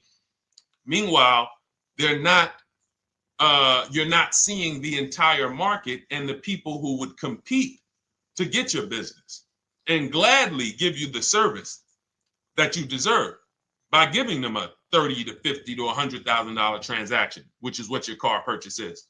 So now so the big thing to understand right off the top is, now I need to learn this bidding. I need to learn to get multiple offers. So you can do this by phone. You want to do this by phone, you can call around, but you must give them that information in order for you to compare the deals the right way. Lynette, good to see you. Christina, good to see you. Melvin, good to see you checking in. Rudolph, I see you. Once you actually give them that information, 12,000 miles per year, first month's payment only, due at signing, taxes and fees in the payment, assume tier one. I want the tier one offer. Even if you think I not qualify. Now, if you got a credit score above 670, all your FICO scores, most of you will qualify for most tier one leases. So you want to see, what does this look like as I get my offers? Once you get your offers in this format, you can use the 1% rule as the gauge. The 1% rule is been around for more than 20 years. Everyone who leases and who's savvy, we understood if your lease payment is 1% of the MSRP or less, you stole the car. That includes taxes, that includes fees. You're still in the car. So example, we're looking at a $30,000 car, Hyundai Sonata or a Hyundai Elantra, $30,000 car. When we shop all our offers, if that lease payment is $300 per month, with only $300 due at signing. In other words, I show up, here's $300. Good to see you, GDTV. Thank you for checking in on YouTube. Once I give you that $300, that's my payment for the next 35 months. So that's a very, very low percentage of the car you're paying. It's a 1% rule. Now, in order to get a 1% lease, you need a great lease program, which means the bank has to be supporting the car, rebates, incentives, and then you need the biggest discount, the dealer who's going to give you the biggest discount. Now, one of those we can control. One of them we can't. Which one can't we control? And for those of you who are new here, we don't play around here. But my people who are moving, and again, I'll show you, like a lot of people, we got a lot of people who've been following us, using our processes. They're locked in. They're not casually on a live here. We're not casually here talking. They are locked in. Like, boom, okay, I hear you. They're answering, they're typing, they're not, vacuuming in the kitchen and trying to hear. You can't do. We're talking about your second most expensive purchase of your life. It's going to be, you got to lock in. You got to challenge yourself to block out the distractions while we're on this stream, because this is your money. And if you don't take your money seriously, the car salesman will take your money seriously. Oh, I like that. Praise the Lord. God is good. You don't take your money seriously, the car salesman will take your money seriously. Man. So, all right, now somebody remind me the question I asked. I got so happy about that little catchphrase that I forgot who we were. So I know we were discussing, okay, we're talking about the 1% rule. So now, one of the things we can't control is the bank. We don't know what the lease payment, what the lease program is on a car. So when we shop cars, we are going to now look at multiple offers, and here's what you're going to see. Now, I'm going to show you an example of how we know or how we expose where the dealers are concerning pricing. Now, you can't see this on TikTok, but on YouTube, Instagram, Facebook, you guys can see this. I'm going to tell you guys about it. YouTube just doesn't let us do the same type of stream. But this is a particular Infiniti that we shop for. We have offers ranging, this is a $61,000 vehicle. We have offers ranging from $680 per month, which is a 1.1% lease. So a $61,000 car, $680 per month, that's 1.1%. We divide the monthly payment into the MSRP. Now, we can see here that there are some offers already from dealers that are almost $900, $889 per month. $889 per month, $873 per month. So now when we look and we say, whoa, how can we have two, like we have all these dealers have the exact same car, yet one of them is $200 per month higher than another dealer. Exactly. We call them the 80%. The 80%, even after back and forth, even after, hey, we'll take off some money. All right, we'll drop the payment $50 a month. Their offer is still so high.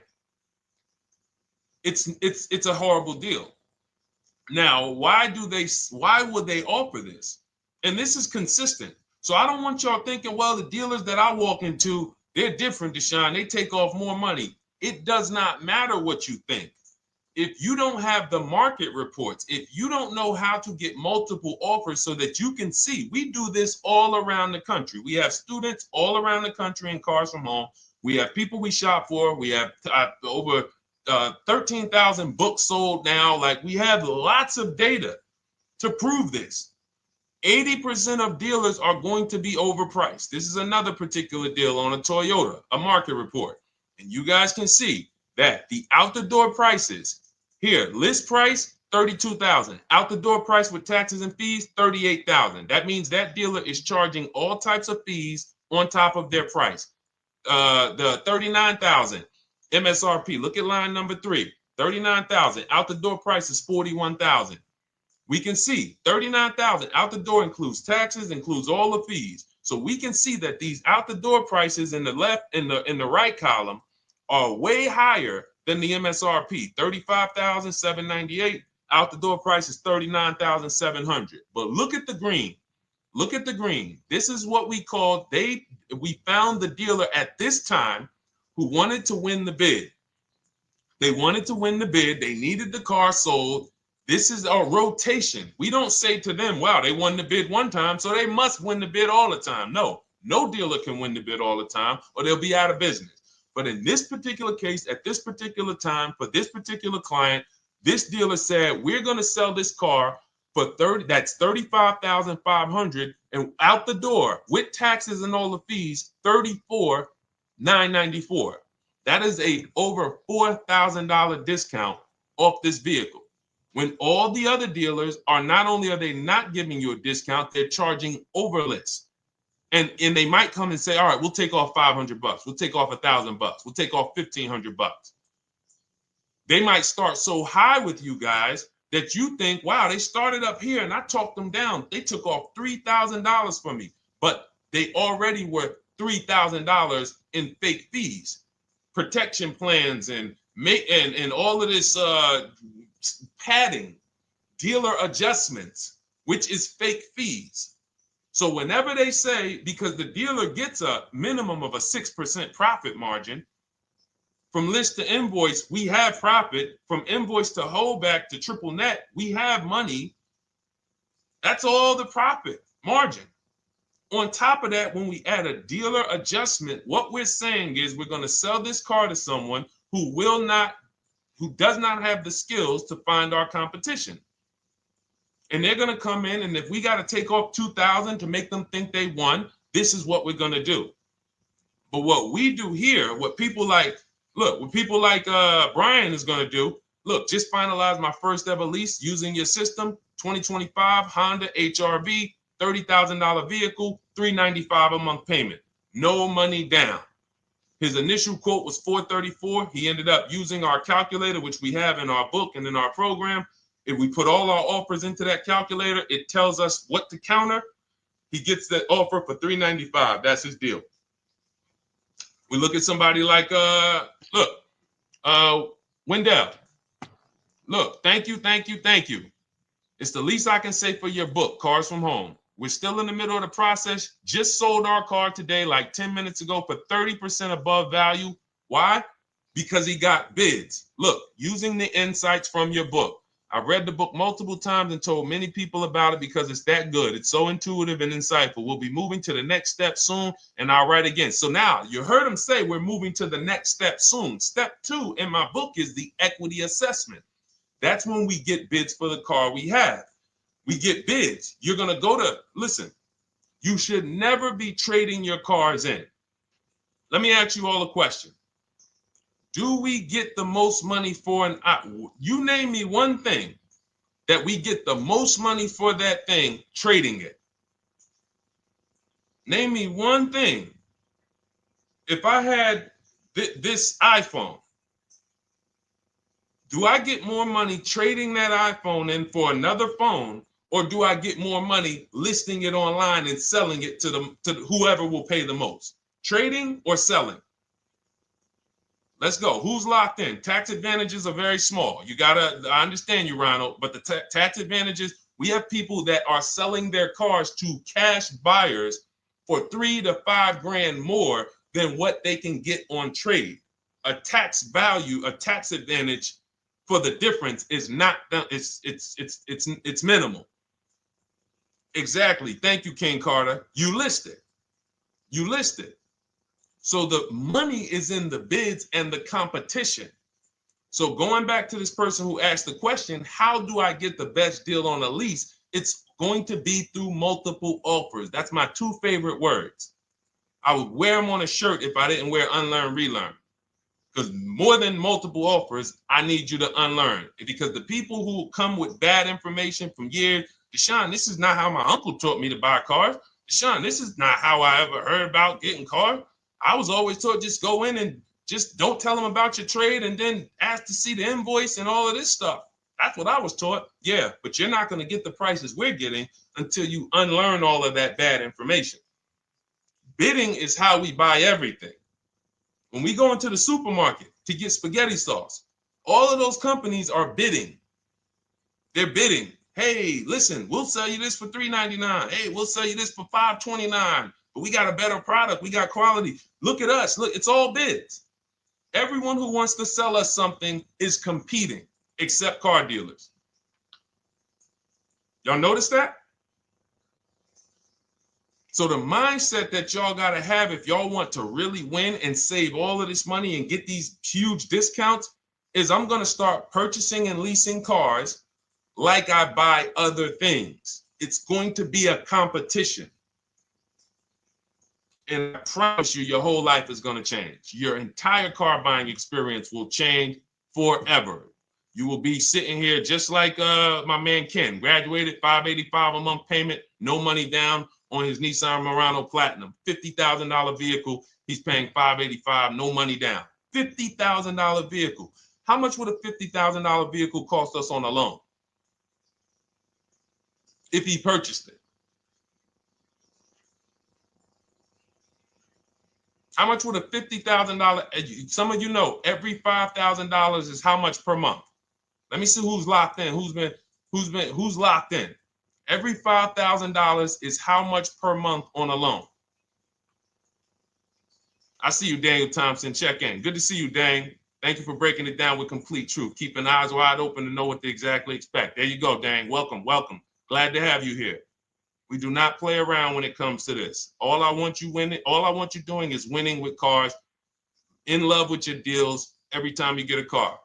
All right, nobody knows the 5,000. How much is every $5,000 on a car payment?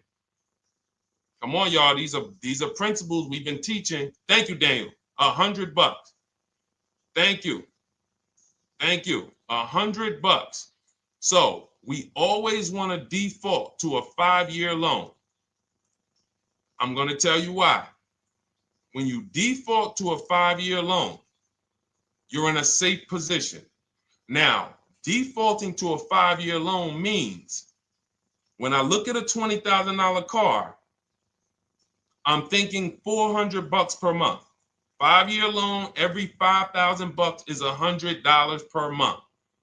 If worst case scenario, I'm trying to get a little bit more car, then I'll go to a 6-year loan, but that's the max. I'm not going past a 6-year loan on a car. That's like going to a 40-year mortgage on a house. They're available. It's not a good idea.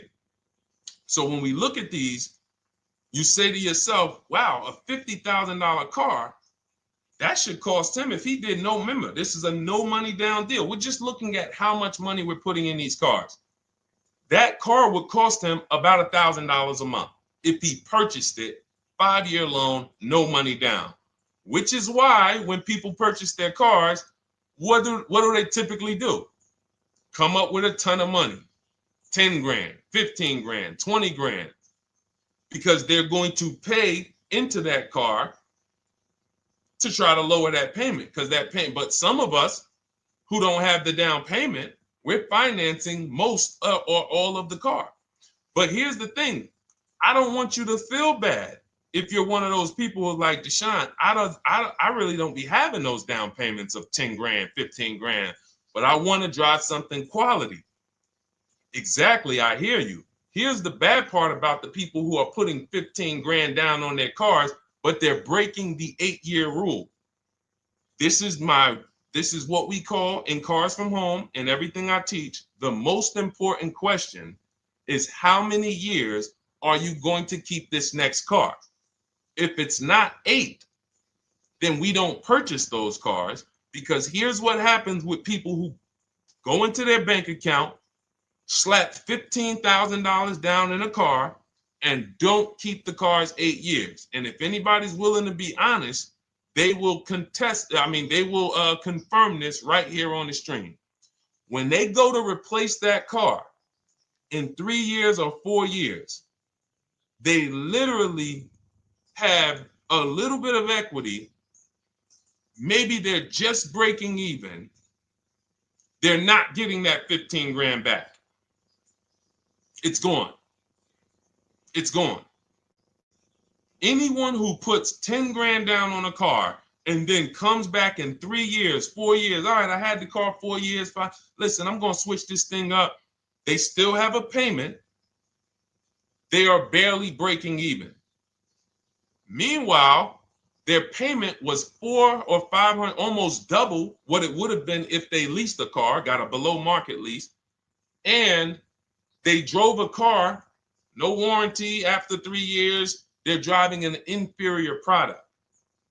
So if it sounds like I'm here to destroy people from purchasing who are not keeping their cars long-term, that is the goal. Because as long as you are buying cars that you're not keeping 8 years and you buy them, you turn around and you replace them, you are going to continue to spend way more money than people getting below market leases like Ken and like a lot of other people I'm going to show you on the stream. Lots of other people. Look, dealer American Senior Benefits Plan. He's enrolled with us under his company name. Dealer MSRP on this car was $36,300. 2025 Kia Sport X line. MSR, boom, boom, 561. Monthly payment is $400. Use the system back and forth. Got $400 a month on a 2025 $36,000 car. Once we put our taxes and fees in that would be a $700+ payment. $700 payment. He's paying $400. And y'all wonder why people are losing cars. $300 more per month to drive the same car? It's ridiculous. Imagine somebody like you, when you learn, now you're pulling up. I'm going to tell y'all one more story, and then we'll go into some more questions, because you might not remember what I'm saying. So those of you who have the book, you got this for the rest of your life. But you will remember, hopefully, a story. I'll tell you about my neighbor. So my neighbor finds out that I'm into this car business and that I educate. And he said, hey, Deshone, I was watching some of your videos and I come across this 8-year rule that you teach. And his wife had actually had a Kia Telluride. Popular vehicles, probably been one of the most popular SUVs, that the Palisade, since 2007, 2019. Super popular vehicles. People were charging $5,000 over sticker for them during the pandemic. People were paying it. We were getting them at discounts. Now, his wife totals the truck. She has an accident, totals the truck. She's fine. Truck is totaled. He was financing it. He said, Deshone, I see this 8-year rule thing, man, and I don't keep my cars 8 years. I said, okay. He said, so I'm thinking I should, like, you're saying I should be shopping for a lease on my next one. I said, exactly. I said, make sure you get multiple offers, because if you just walk in and say, hey, work me up a lease, they'll give you the same payment you had on the purchase.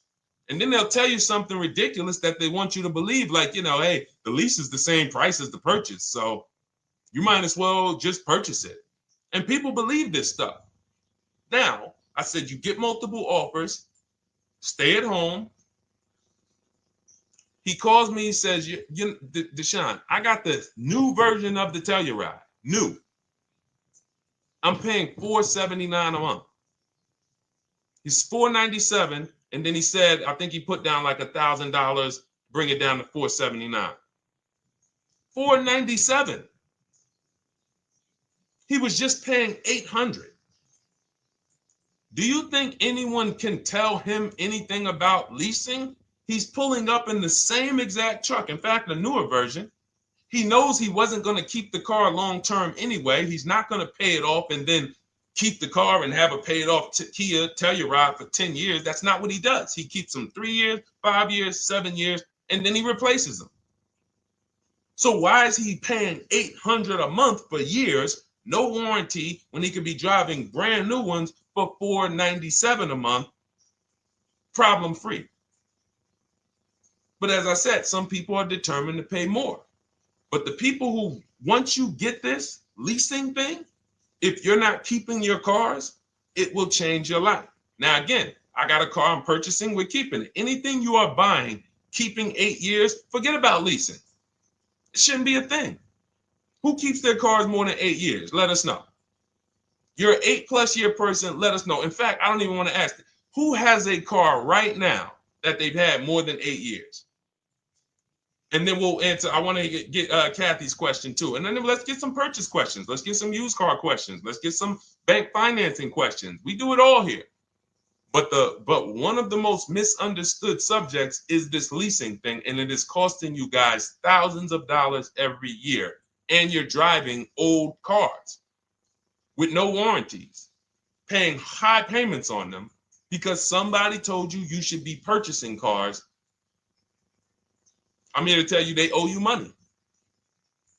They owe you money. All right? So who has a car right now that they've had more than 8 years? Let us know. How many years have you had it? And by the way, for those of you who just joined, this is our Tuesday, May 6th live. We are live every Monday through Thursday at 12 noon Eastern time. So for those of you who are here catching us live, that's when we're live. We will rebroadcast this and replay this show throughout the rest of the day for those who could not catch it, or if you had to jump off, go back to work. You're like, oh, I got to go back to work. You can catch it on the replay throughout the day. But we are live Monday through Thursday at 12 noon. So welcome to the people who are here. EJ, driving a lot of miles does not matter. Let me break this down for you. So right now, let's go to somebody who else has a lease. Let's look at, because who's heard with leasing you can't drive too many miles? Who's heard that, right? Type me if you've heard that. Let's go. Type me if you heard that. Come on, where's the locked in people at? I see Kathy, I see EJ, I see DJ Ant Nice, I see XP. All right, I see Mr. Slim. Welcome to the community. I see Rhonda. All right, where are the locked in people? Instagram, where we at? Locked in. All right, dang, I see you. Jamel. All right, perfect. So, Sherry, I see you. Sherry Baker on TikTok. So you've heard, oh, you can't drive a lot of miles with a lease. Let's be clear here. You choose the mileage on your lease. It's not selected for you.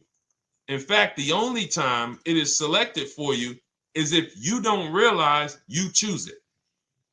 That's the only time they're going to choose your mileage for you. If you go in and you do something like, hey, work me up a lease deal, they're probably going to work you up a 10,000 mile a year lease deal.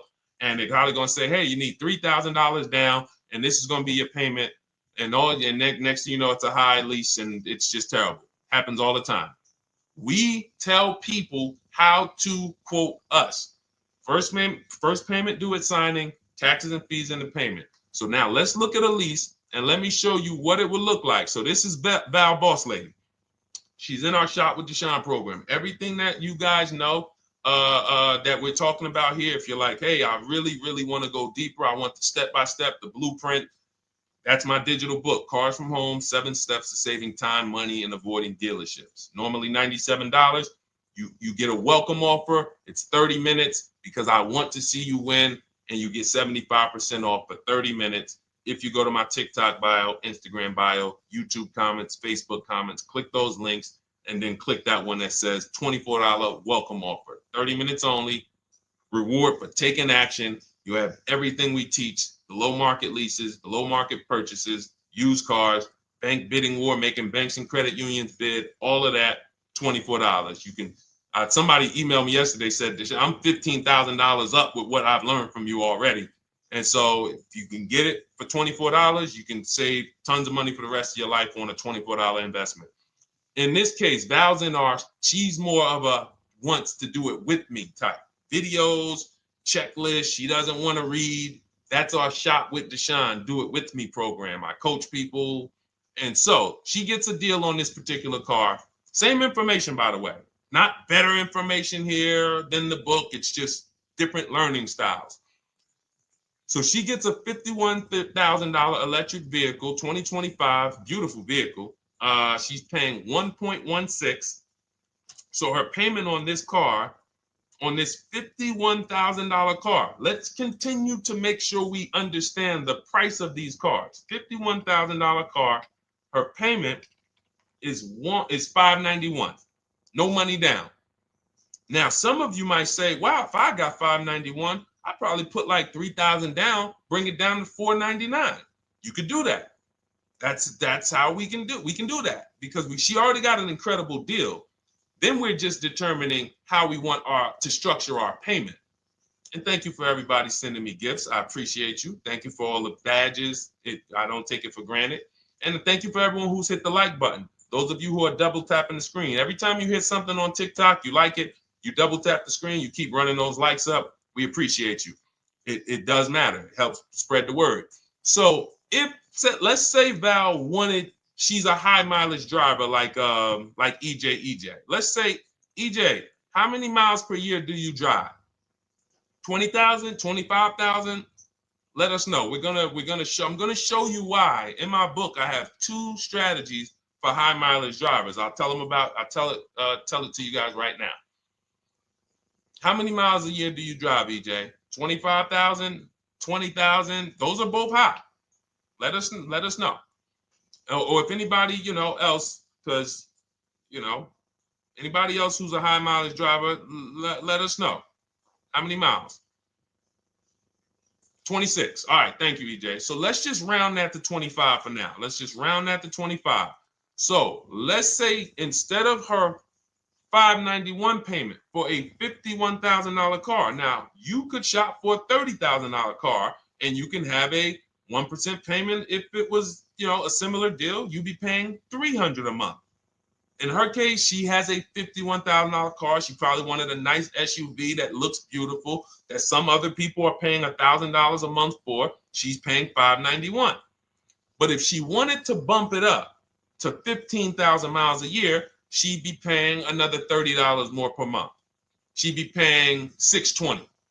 Now, if she wanted to bump it up to 20,000 miles per year, she'd be paying probably another $80-90 per month. So she'd probably be paying $700 to drive 20,000 miles per year. Now, let me tell you guys, because some of you guys who are like, yo, man, those payments are high. We're talking about $50,000 cars here. So if you were shopping for a $30,000 car or $35,000 car, naturally, if we took the same exact numbers, let's take a $35,000 car, 1.16 lease. That's a 406 payment, probably $399. So now, in order to go, and let's say you're a high mileage driver, just like EJ, you want to add another 15,000 miles to your lease. You're probably going from 400 to 550 or 575. But you have all the mileage you need. And here's the beautiful thing about that. If I'm paying $175 more per month, but I get all the mileage I want, and when I drop this thing off, I get a new one, I don't have to worry about negative equity, and I put no money down. That is way better than what most people are doing out here, what everyone's doing. Because I'm gonna tell you what most high mileage drivers do who don't put money down. They will go in, buy a car, take a super long loan, 6 years, 7 years, just so they could afford the payment. Now, here's what happens. They drive the car, they put 25,000 miles a year on it. They come back in 3 years or 4 years, and they say, wow, I got 100,000 miles on this thing already. Let me go and swap out the car. What situation are they in at that point, guys? You put 100, you got a 6-year loan, average loan. You drove 25,000 miles per year. You put 100,000 miles on the car in 4 years. You come back, you still have 2 years of payments left. 15 grand negative equity. I used to see it all the time. Thank you, I am rich. Locked in on Instagram. I see you. Locked in. See it all the time. Every car salesman who has dealt with a normal 25,000 mile high mileage driver that does not keep their cars sees it all the time. They come in, yo, man, what you do for a living? Man, yeah, I do DoorDash, I do Uber. Oh man, I work in sales. You know, I'm on the road a lot. You know, I'm here. You know, all right, I want to replace this thing. I got like 110,000 on it. Okay, you still got a loan on it? Yeah. All right, we already know you got negative equity. Then we appraise the car. All right, the car's worth like 7,000. How much you owe? Man, you owe 19,000. All right, well, what can I do? Can you get me into something? Roll that loss all the way over. On top of that, you finance the car, so your payment is high. You finance the whole car, so you're paying a high payment compared to if you had leased, just literally shop for your leases, added your miles to the lease that you needed. You're paying $175 more per month. You got a brand new car. And I'm going to tell you, I did not make this up. I learned this from someone. A lot of what I'm teaching you, I learned from my clients when I was in the dealership. This guy, I worked at Hyundai for six weeks. Man, this dealership, the owners got indicted. I got out of there. Way before the owner got indicted. It just had straight up highway vibes, like the worst you could ever imagine. As I was in there for 6 weeks, I was a manager. I enjoyed being a manager. We did a lot of deals in my department in 6 weeks. But I said, I am out of this place. Anyway. But I learned something very valuable there. We had a client a customer was returning his lease on his Hyundai Sonata. Guy comes and I'm grounding the lease. I'm doing the paperwork for him. He has 72,000 miles on the car. 72,000 miles. I said, how the heck? I said, you lease this?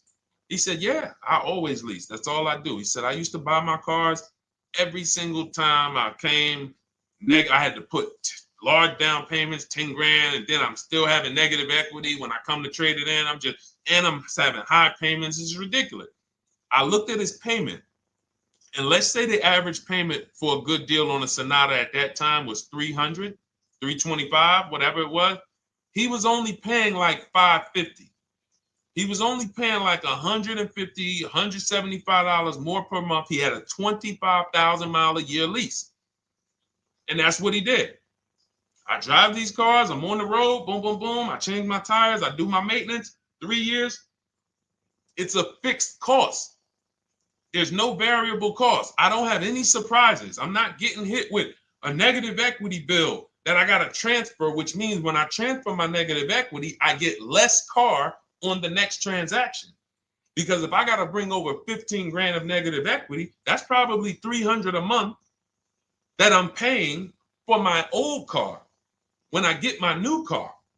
So if my new car was 400 a month, but my negative equity is another 300 a month,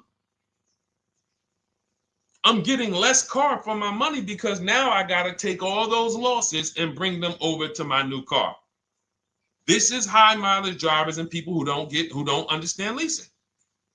That's why you're losing so much money. And when you just flip the switch and realize Deshone is not talking to me emotionally, I am not talking to you about never do this, never do this, like these other people who say this, do this. This is how you buy a car. They never talk numbers. Y'all notice that? You notice that, right? You never hear them talk numbers. It's always never do this, always do this. This is the worst way to do this. This is the most expensive way to do this. This costs you the most money. They never talk numbers, though. That's why everything I do is to show you the numbers. Thousands of transactions since 2006 in the car business, helping people the last 4 years all around the country. This is the numbers that they might not understand. So if you're not keeping your car 8 years, it does not matter if you drive 20,000 miles a year, 25,000. You should be looking at a high mileage lease. Or my second strategy for high mileage drivers is this, because some of you want a nice car. This is for my people who you're like, man, Deshone, I'm on the road. I got my car that I do my work in. I kind of, slep it around.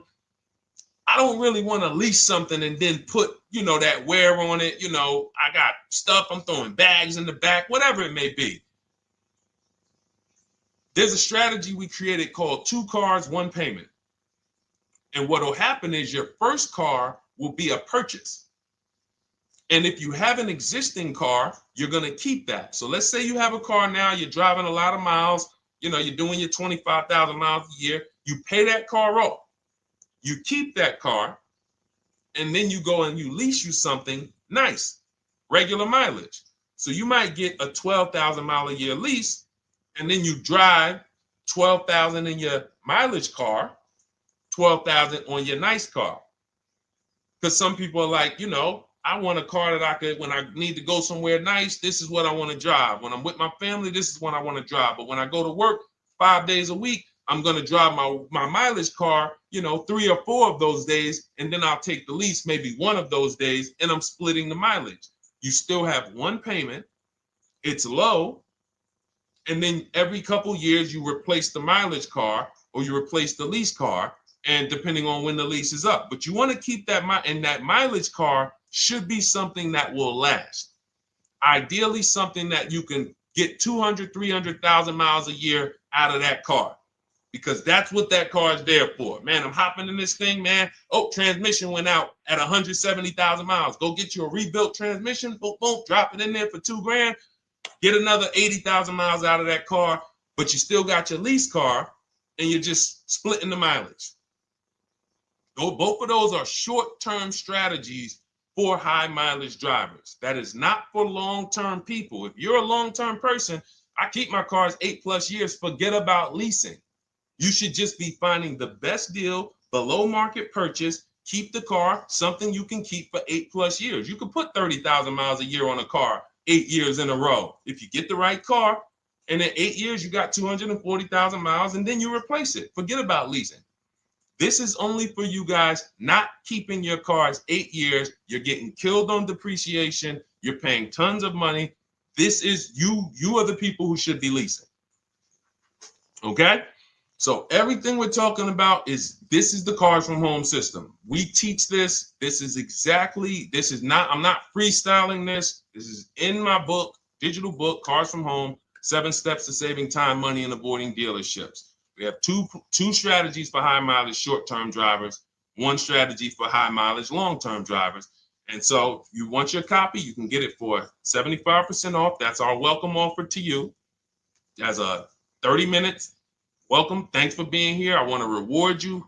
If you want everything we teach in a step-by-step way, go grab your digital copy. It's in my TikTok bio. It's in my Instagram bio. Click those links. We also got a link in the YouTube comments and the Facebook comments. Grab your copy and make sure as soon as you purchase, screenshot the thank you page. You're going to see thank you for your purchase. screenshot this page because it has my support team's email on there. And then there's a link for you to open the book right there. You can save it right to your computer or right to your phone. Okay, but and we also have a special for those of you who are like Deshone. What about that, video checklist and coaching program? That's lifetime access to my video checklist. You're like, maybe Deshone, I don't really read. I like step-by-step videos. And also, I want to be in your Facebook group. We have 1,600 people before you that are in that group. 2,300 people that are shopping with us that have a lifetime access to our video checklist. We have a $200 special for that welcome offer. And so I'm always about rewarding people for taking action with a special offer. It's limited time though. And so get in where you fit in. All right, let's keep it going. Thank you, Corey. Said amazing knowledge. Thank you. And I'm glad I saw somebody said that's a great idea with the 2 cars. Thank you. It's a great idea. All right. You've convinced me to lease my next vehicle. Awesome. Awesome. Does your service shop for lease terms on the car? Absolutely. If you qualify for done for you, that means you just want to relax. That means we only shop for new cars and leases for people, new purchases and leases. And you have to have a FICO score over 670. But yes, here is a market report that we prepared for a client. Let me put on Do Not Disturb. Here's a market report we prepared for a client.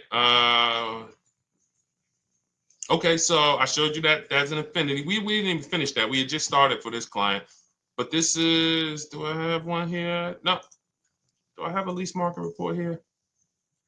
Yeah, right here. So that's an example of what a Kia, this is a particular Kia lease where their best offer was a 1.27 offer. Now, here's how you know you found the bottom of the market. And again, whether you're using the book or whether you're calling around, again, you can call around to do this. The key is not going into dealerships. You cannot do this going in. Once you get your offers, you know you found the bottom when your best offer is between $150 to $200 less per month than your worst offer. And if you're purchasing, you should see a spread of between $3,000 and $5,000 minimum between your best offer and your worst offer. That's when you know you've shopped correctly. Because until you find the 80% dealers, you have not shopped correctly. If you're like Deshone, these prices still seem close. You have not found, you're talking to the 80%. You haven't found the 20% yet. Because the 20% is going to be that $3,000 to $5,000 less than the 80%. That is just the numbers. That's the way it works. So yes, so when some cars you're going to see that the lease program won't allow for a 1.1% lease. The best offer, like, we've shopped Hyundai Palisades for years. And I got my dad one back in November. And his best offer is like around 1.3, 1.28. That's the best I've ever seen on a Palisade. I've never seen a 1.1 on a Palisade. I've had people in our Charles. Some of you know I posted pictures of him when he got his Palisade last year. We clear out the old pictures because we got a bunch of new people with 2025. So we're not going to sit here and talk about 2024s anymore. We got Ken, we got Melissa, we got Sheree, we got a bunch of new people, just Ralph. We're not going to, but I do remember posting Charles who got his Palisade and he's like, he shopped, used the system, got his multiple offers. Best deal was 1.3. So that's where it comes in at because of the lease program. That dealer is already taken off to win the bid, probably taking off $5-6 grand. But if they don't have more rebates and more incentives and a better, then it's not going to lead to a 1% lease. So the 1% leases come from major incentives. Maybe sometimes they have too many of the vehicles. They want to move them. Lots of bank support. But what I tell you is you should be looking for between 1.25 and 1.5. That's how you should budget for a lease, between 1.25 and 1.5. That's a great deal. And if it has a really aggressive lease program, once you get your bids, you're going to see it fall under the 1.25. You see it fall into 1.1, 1.2. but we don't know what the lease program will be until after we shop for that vehicle. Okay? So yes, absolutely. It's an empowering way to shop. It's also fun because you can see, man, I'm not begging anymore. Like these people are like, please do business with me. Please do business with me. And then you start to feel bad for everybody who's still in those dealerships doing it the old way because they're talking to the 80%. There's no way they can win. They don't even know there is an 80% to realize that's who they're talking to. So when the dealer says, all right, I'll take off $4,000, they're like, wow, I won. Man, the dealer took off $4,000. But if they saw the whole market, they would understand that that dealer actually is overpriced by $7,000, $10,000. So taking off the $4,000 means nothing. It's just sad. It's a sad thing. And that's why I spend my time trying to convert you guys from negotiating one-to-one to getting multiple offers so that you can see for yourself. All right.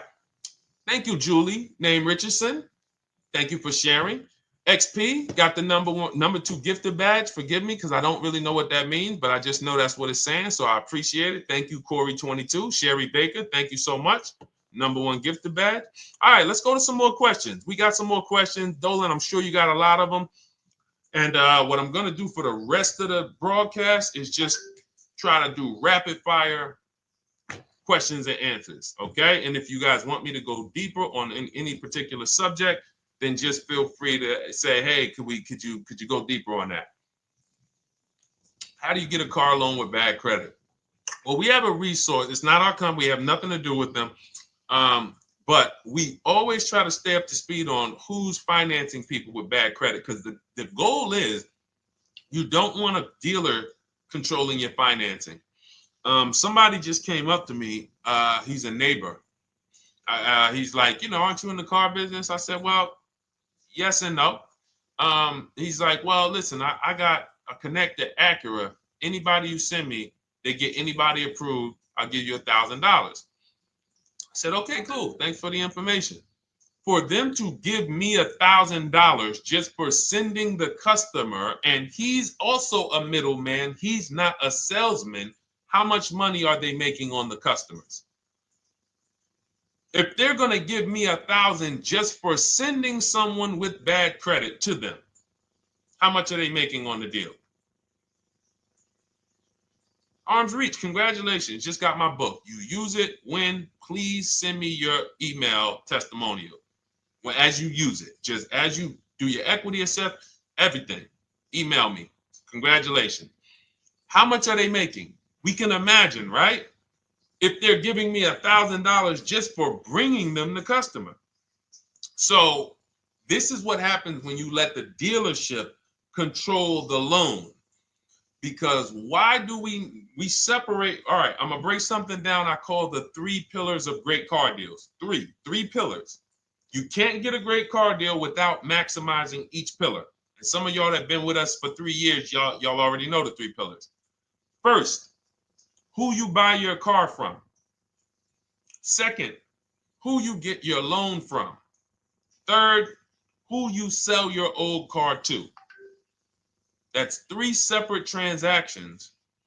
The car business has trained you guys to give them all 3. All 3. The car business has trained you guys to give them 3 transactions. Anytime you purchase the car, who's done this? Be honest.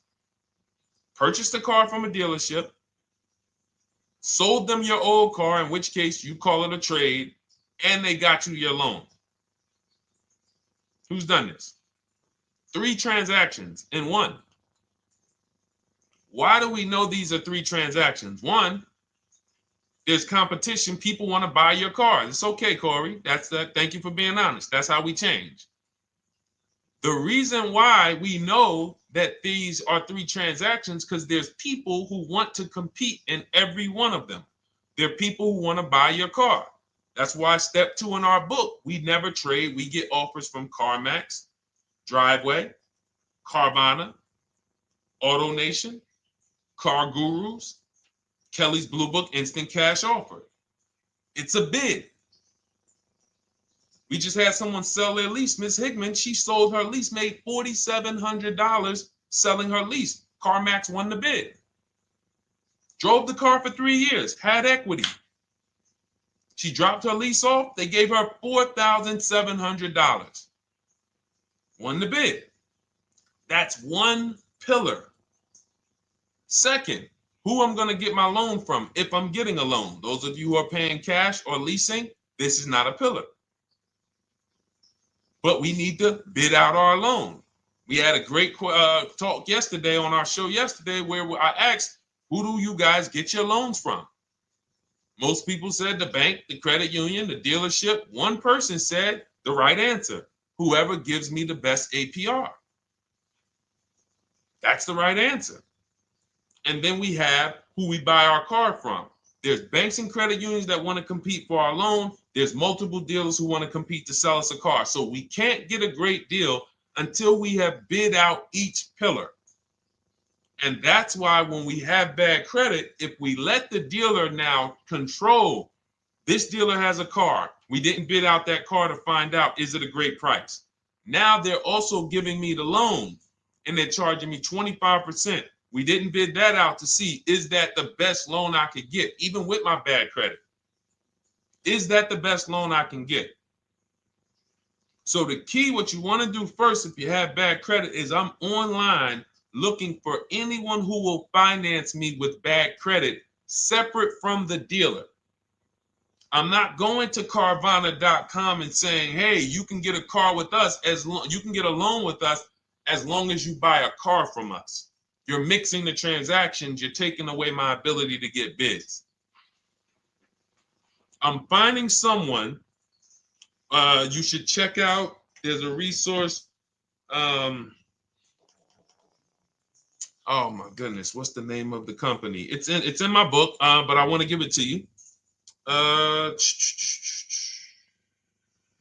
Goodness, it's slipping my mind right now. Send me an email or a DM, because here's the thing. If you use just that part and get the loan funded, but you don't know how to bid out everything else and structure your transactions, and are you keeping the car 8 years?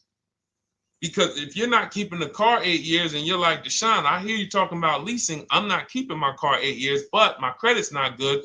The only purpose, if you telling me that I could be driving brand new cars for cents on the dollar, but I don't qualify right now, this car that I'm going to get is to set me up. So I'm not going to get a $30,000 car. I'm going to get me a $12,000 car, $10,000 car, the cheapest car I can get a loan on, so I can establish a payment history. And once I establish a 2-year payment history, yeah, I'm going to drive a car less than what I could drive. I got the money. I could afford more than this. But you're not setting yourself up for the right transaction. You should be setting yourself up and saying, all right, I'm going to sacrifice with this car, drive something that I know this is not my ideal car, but I'm going to build 2 years of payment history. So when I go and I swap into my lease in 2 years, I'm out with a brand new car. I'm paying cents on the dollar, and I won. But it was a plan. It was a long-term plan. This is the second most expensive purchase of your life. You can win every single time, or you can lose and set yourself and your family back 5 to 10 grand each car or more. Every time you get a car, it's 5 to 10 grand more you're coming out of your family's bank account than what could have. Then you got the car breaking down. Now you got tow trucks, all because you don't have an actual plan you're rolling out. And that's what I see a lot of people do with bad credit. Oh man, I got bad credit. I'm just going to go and get me something. I could afford $600 a month. And they go and buy the most expensive car. But because 25% interest is on the loan, they're not getting the most car for their money. Now, 3 years down the road, they're going to pay the high payment, still have negative equity because the interest is so high. And then they go and swap and do it again. And because the payment's so high and the car is older, because they want something fancy, but they really can't get that because, again, the interest is high. That's eating into their budget. Now they're going 3 years down the road. They missed 3 payments. They were late 3 times, so they're no closer to leasing. Credit's still bad. This is disaster. So if you're a long-term person, I break it down for you guys into two groups of people: long-term, short-term. Long-term high mileage driver, short-term high mileage driver, different plan. Long-term bad credit person, short-term bad credit person, different plan. If I'm a long-term person with bad credit, here's what I'm doing: finding the absolute best car I could find, getting bids, either new cars or used cars. We got the strategies for both. You can use the marketplaces, cars.com, Car Auto Trader. We got a whole strategy for how we find used cars, but you find that car, you pay your loan of 20%, 19%, 18%, if that's the best you can get. Because here's what you're going to do. In 2 years, you're not swapping into a lease. In 2 years, you've established a payment history, you fixed your credit, and now what are we going to do? You got a quality car. You're not thinking about trading it. You're not thinking about replacing it. You're like, man, this is my car. It's a great car. I'm just paying daggone 20% interest. What do I do now after 2 years?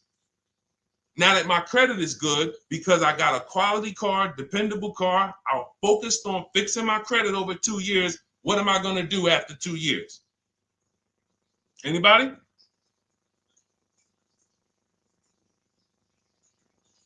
Thank you, Arms Reach. Refinancing the car. Exactly.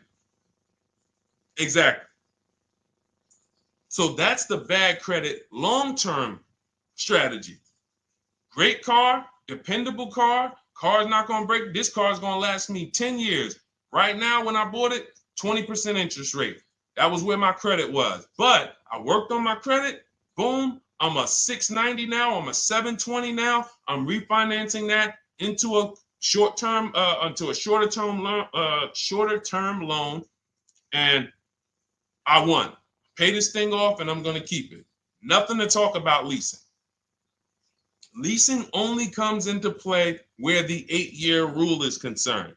I'm not keeping this next car 8 years. I should be setting myself up to lease, or I should be leasing. That's how I'm going to save the most money, keep the most money in my bank account, have the best car. Not even close. Not even close. All the wins for the purchasers are after 8 years. People who are like, man, Deshone, I got a car, man. I had this thing 12 years, man. It's been paid off for 6 years. I ain't had a payment. I love it. Long-term purchaser. You won. You won. Who's in that situation? Who has a car outside that they've had for more than a decade? Paid off. You can give it to your son. You can give it to your daughter. It's an extra car. That's purchasing. That's the wins. That's what we call the reward stage of purchasing. But you got to get there. All right. All right, let's go. A lot more questions. We got probably another 20 minutes we'll stay on, so let's keep it moving. But again, Lend Buzz, that's the company. Lend, Lendbuzz. They started, I started seeing them about 18 months, 2 years ago, and they were loaning to people with, international students, people who didn't have credit. You want to try to find a place that will fund you independent of the dealership. That is what your goal is at all times. Independent of the dealership. Here, you qualify based on your income and your credit. You qualify for $18,000. Go find a car now. That is what you want. You don't want people mixing the bank loan with the car and two pillars that they are controlling. We're controlling the price of this car. We're controlling your interest rate. We don't want that. Yep, exactly, Cindy. For those who just joined, this is our Tuesday, May 6th live. We do these lives Monday through Thursday at 12 noon, so you can tell your friends, family. We wanted to now come up with a constant and consistent time where I can meet with you guys. If you don't have, if you can't stay the whole broadcast, we will replay these throughout the day because sometimes people got to jet back to work. They're watching us on the lunch break. You can catch up on the whole rest of the show throughout the day, all the way up until tomorrow, and then over the weekend, we'll play a whole compilation of all the shows for people who really want to dig in and hear all the questions that we answered throughout the week on, Monday through Thursday. But if you want to join us live, set your calendar, set an alarm, meet us on any channel. We're on TikTok, Instagram, Facebook, and YouTube on the Deshone the Auto Advisor channels, 12 noon, Monday through Thursday. All right. Let's go. Next question, Dolan. All right. What are your thoughts on purchasing used versus new? It's a great question, Kathy. For me, it's a matter of budget and values. It's only a matter of values if you can afford both. So if you can get everything you want in a new car for your budget, everything you want, everything that you need, and you can afford it in a new car, you have the option to choose both. So it becomes a matter of values. In my book, I teach, are you a person who's like, I want to reward myself. I only get a new car every decade. I'm going to keep this thing 10 years. I want the latest and greatest. Therefore, I'm going to shop and get the best offer, get me a below market purchase. Because y'all notice I always put in a caveat of a below market purchase, below market lease. That's all we're talking about here with Cars from Home. That's all we're talking about. You need to, every purchase you make or lease you get, you want it to be a below market lease or purchase. So now, if I could afford both, is it I'm going to reward myself with a new vehicle, or do I have these other values where I actually want to knock 20 to 30 to 40% off the price to get even more for my money? So that's really up to you if you can afford both. There's no right or wrong there. It's a matter of, like I said, the values. Now, some of you once you look at your budget, I have a tool in my book and in our video checklist, the coaching program called the Perfect Budget Calculator. We invented this. So it's not on Google. You'll hear a lot of the stuff, almost nothing we teach. You're like, if you ever go to look for it, the 8-year rule. No one talks about it. We created it. This is our intellectual property that we created to teach you guys to create these boundaries, the rule of 72 and the 10th birthday, 1.5% rule for overpaying for leases. These are all things that are absolutely proprietary to Cars from Home. But one of them is this Perfect Budget Calculator.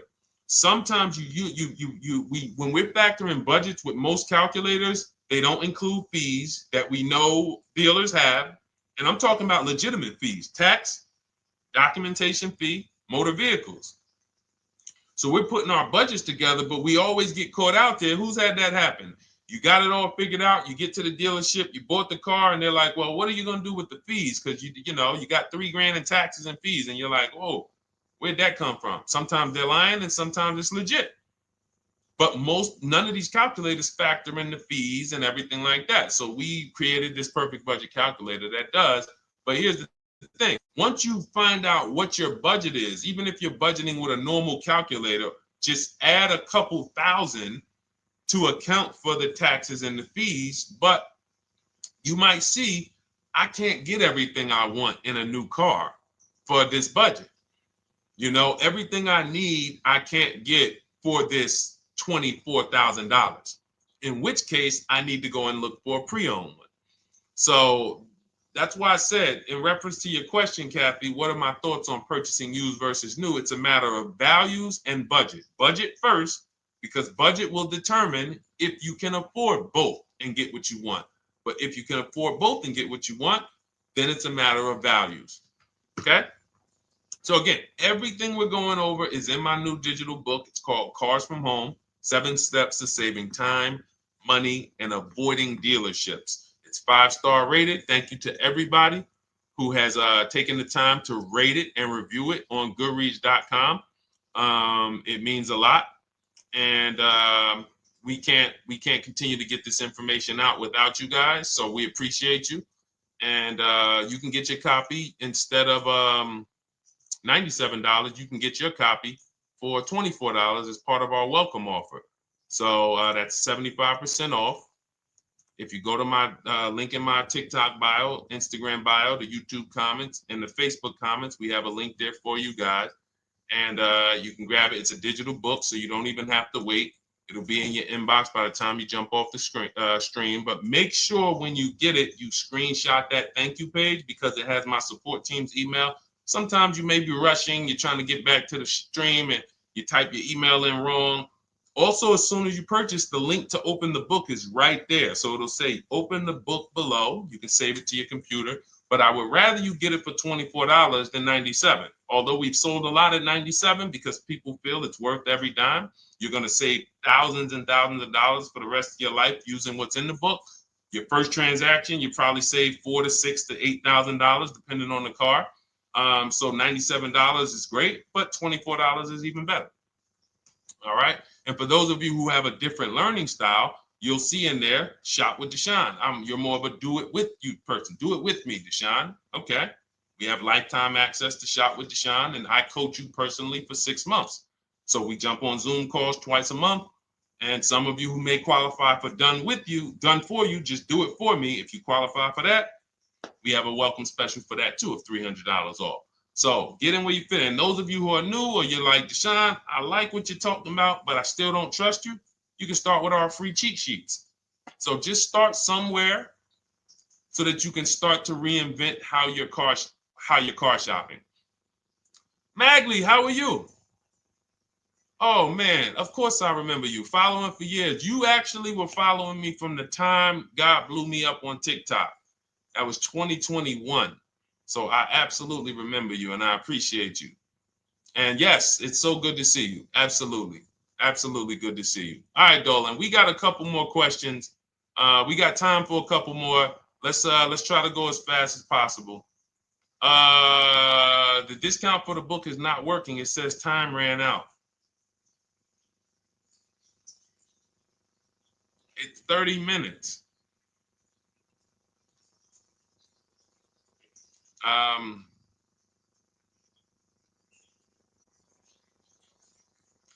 don't know. I don't know. Y'all help me out. I don't know what to do with that. I'm sorry. If the welcome offer for $24 was not really 30 minutes, then that means I'm just lying to you. You know what I mean? I'm just like, oh yeah, it's 30 minutes, but come back in 2 hours and it'll still be, you know what I mean? It's, start with the cheat sheets. You know what I'm saying? Like start with the cheat sheets. Get yourself your free cheat sheets, and start there. And when you feel better about working with us in some capacity, you go to the next step. Start with the free cheat sheets. All right, let's go, Dolan. So I'm a new driver. Should I be looking to be an 8-year person or a lease person? Well, I'll tell you this. I got 3 young adults. 2 my daughter, my daughter who's 18, my niece who's 20, and then a young man that I, basically like a son to me who's in the Navy and he's 21. Well, he'll be 21 this year. So he's 20. Now, they all called me in the last 3 months because my daughter's getting her license. My daughter didn't call me. She's getting her license in the next, in June. And we've all talked about this. How should I get this car? Now, my situation when I was 22, I'd already bought a $500 Mitsubishi Eclipse. Transmission went out on me probably after 6 months. And then I bought a buy here, pay here car. This is before I got into the car business. I got into the car business, I was 22, working for Pontiac GMC Buick. So I get this buy here, pay here car. It was a quality Chevrolet Cavalier. I didn't know anything about cars, so I went to a local spot. They said, hey, put down this, just pay us $50 a week. So I did that. But 22, I had my daughter, and my boss says to me, hey, why don't you lease something? And I was already selling cars, but I just didn't think, could I even, qualify for a lease? I don't even know what I was selling them, but I'm just literally doing what most salesmen do. All right, he wants to lease. All right, what's the payment? Yeah, tell him it's this. All right, perfect. They said it's that. Oh, that's a little too high. All right, they said it's a little too high. All right, so that's what I was doing. I didn't really understand anything. That's most car salesmen. So I end up getting a Pontiac G6. I'm 22. I paid $256 a month. Now, it would have been less, but I didn't get a tier 1 approval because I didn't have, I think my credit was like mid sixes at that point. And you know, you really want to be over 670 to get most of the tier 1 approvals. But it would only raise my payment maybe 25 bucks. Wasn't a lot. Now I'm 22. I'm driving a brand new 2007. It's still 2006. 2007. I'm pulling up, brand new car, full warranty, $256 a month.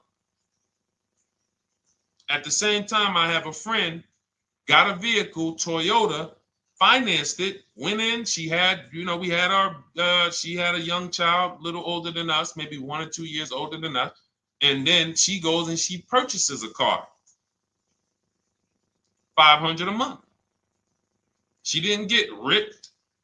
That's what a $20,000, $22,000 car costs. She got a Corolla. $500 a month. We're 22. Plus insurance.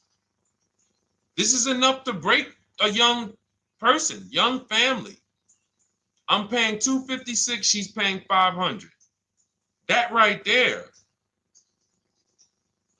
When I tell people that story, it's amazing to me how many people will say, Deshone, when I got my first car, my parents took me out. We financed this car. We financed this. I was paying $400, $500, $600 a month. Whether the parents were paying some of it, or they were paying some of it, or they were paying all of it. Thank you, Kathy. Appreciate you sharing. So this is what all of them, all three, well, 2 of them. I don't know about the young man. Because his parents.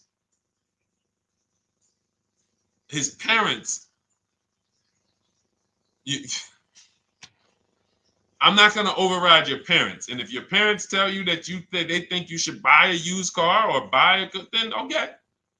But I'm just telling you, when you see my daughter and you see my niece pull up in brand new cars and they have low payments and they don't have to worry about getting stranded on the road, hey, call the tow truck. Do we still have a warranty on this thing? So I would be telling, again, 8-year rule. Because if I've had young people in their early 20s who are like, I'm not even into cars. Like, I'm going to buy this and I'm going to keep this car. Like, I'll keep it 8, 10 years. I don't. And I've had some people who they know when they get a better job, when they move to this, they're going to start a family. They're probably not going to keep the car 8 years. So it still goes back to the 8-year rule. Always. Always. Most young people, most people should be leasing their cars. That's how I did very well throughout my 20s. Praise the Lord, because I did not have high car payments. I didn't have cars breaking down on me where I had to be like, oh man, couldn't get to work today. Not many 20-year-olds, 23-year-olds are keeping cars 8 years. So when you're putting them in used cars, you're really setting them up for failure in a lot of cases, compared to if they were just leasing, getting look, because some people be like, wow, are $300 car payments still out there? Oh yeah, they're still out there. Just you just are shopping for the right car. I know India had her look, Rosalie, she's in our Done With You video checklist and coaching program, like Cars from Home. She's, you know, this is our Facebook group she's commenting from. 3 vehicles she got, all for her sons, all of them. A Nissan Rogue, $399 a month. That's a $36,600 car. She got a Mazda CX-30. That's a $28,200 car. Payments $339 a month. $339 a month. And then she got a Mazda CX-50 for her other son, $40,000. On top, we haven't even talked about the equity and leases and selling leases and, you know, really maximizing the equity, because she said she got $6,700 selling 2 of the old leases. $6,700. Drove the cars for 3 years, had equity, bid it out, sold 2 of them, $6,700. You're probably like, Deshone, I didn't even know you could sell a lease. My question is, how much has that cost you? So when you're looking at investing in anything we're doing, be it my book, be it Shop with Deshone, our video checklist and coaching, be it our Done For You program. One thing that we do covers everything. Your first deal, if you're moving, you're gonna be like, shoot, I got everything I just invested back times 10. That's what we hold ourselves accountable to. Just her equity alone, she made $6,700 selling 2 cars. Didn't even know I could sell leases, and I just put $6,700 in my pocket selling 2 leases. Whoa. So $300 payments. Those would be perfect cars for young people. $339, that's with no money down. Imagine if she wanted to put another $2,500 down, bring the payment down to, $275. This is the way to be moving. And those of you who are getting this, are you getting this? If you're getting this, type some dollar signs. Who's getting this? Who's getting this? Type dollar signs in the chat. Who's getting it? Let's go. Who's locked in? All right. I see you, Mario. I see you, Dane. I see you, Terry Carter. I see you. Who's getting this? Who else is getting it? Who else is locked in?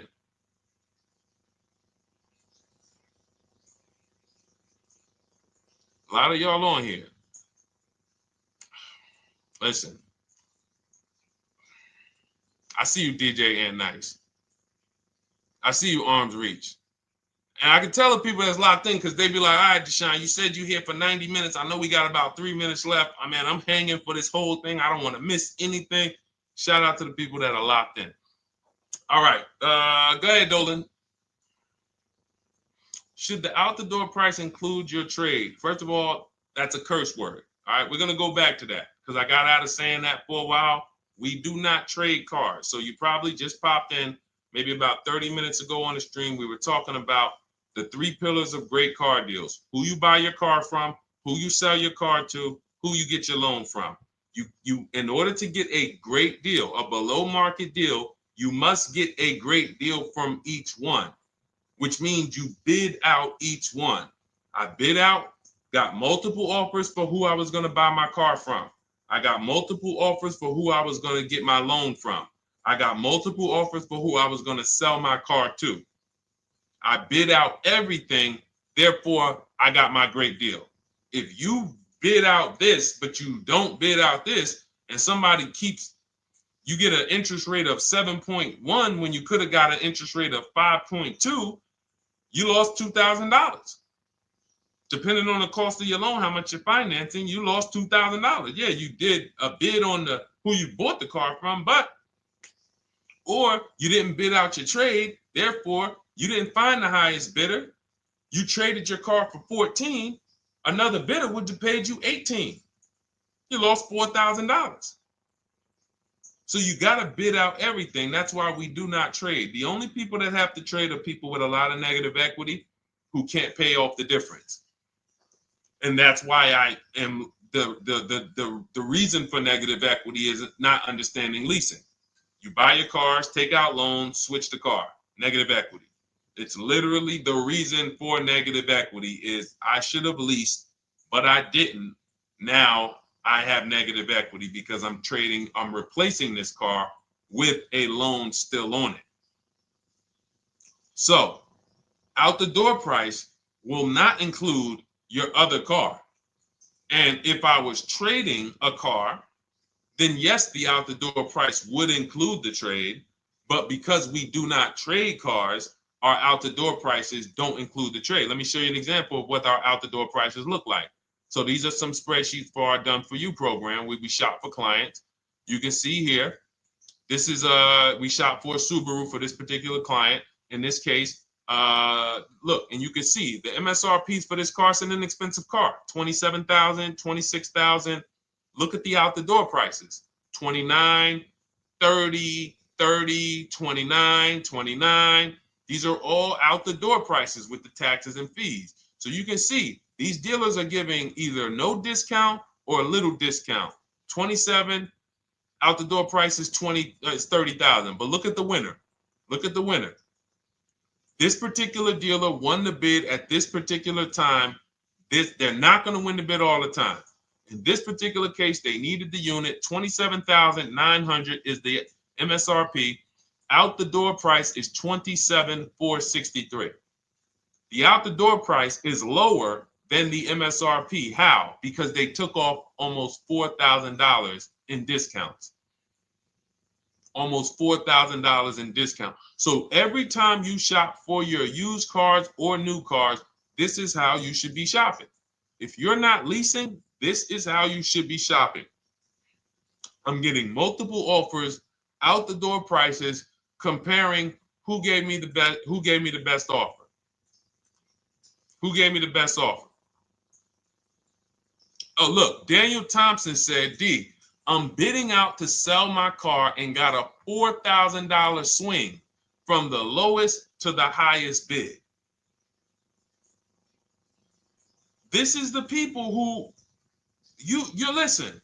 If I can bring them on and have them talk, they would be talking to y'all about how different this is. I didn't bring you here on a Tuesday afternoon, or you're not watching this. If you're watching the replay later on Tuesday, or maybe, Wednesday morning, we go live at 12 noon, Monday through Thursday. So we replay the show just for everyone who missed it. You can send all your friends, family, go to Deshone the Auto Advisor's pages, watch the replay from today's show. But they know this is, I didn't bring you here to talk to you about hundreds of dollars. We are talking thousands of dollars at all times. There is never anything that we talk about that is hundreds. Let someone else talk to you about how you can save a couple hundred more per month. We might be talking about hundreds per month. That might be the only time we're talking about hundreds, $200 per month. But other than that, which equals thousands. We're not here to figure out how we're going to save $50 this month. No, this is big, huge money. So thank you, Daniel. Thank you for tapping in with that information. So, all right, listen, guys. Everything we teach is in a step-by-step format, because when it's not step-by-step, you'll get overwhelmed. When it's step-by-step, you can challenge yourself to stay right on this step, check it off, move to the next step. Check it off, move to the next step. Step 7 in our Cars from Home process is delivery. Step 6 is paperwork. Step 1 is the most important question, which is the 8-year rule. It's literally called the most important question. 8-year rule. How many years are you keeping the next car? Step 2 is the equity assessment.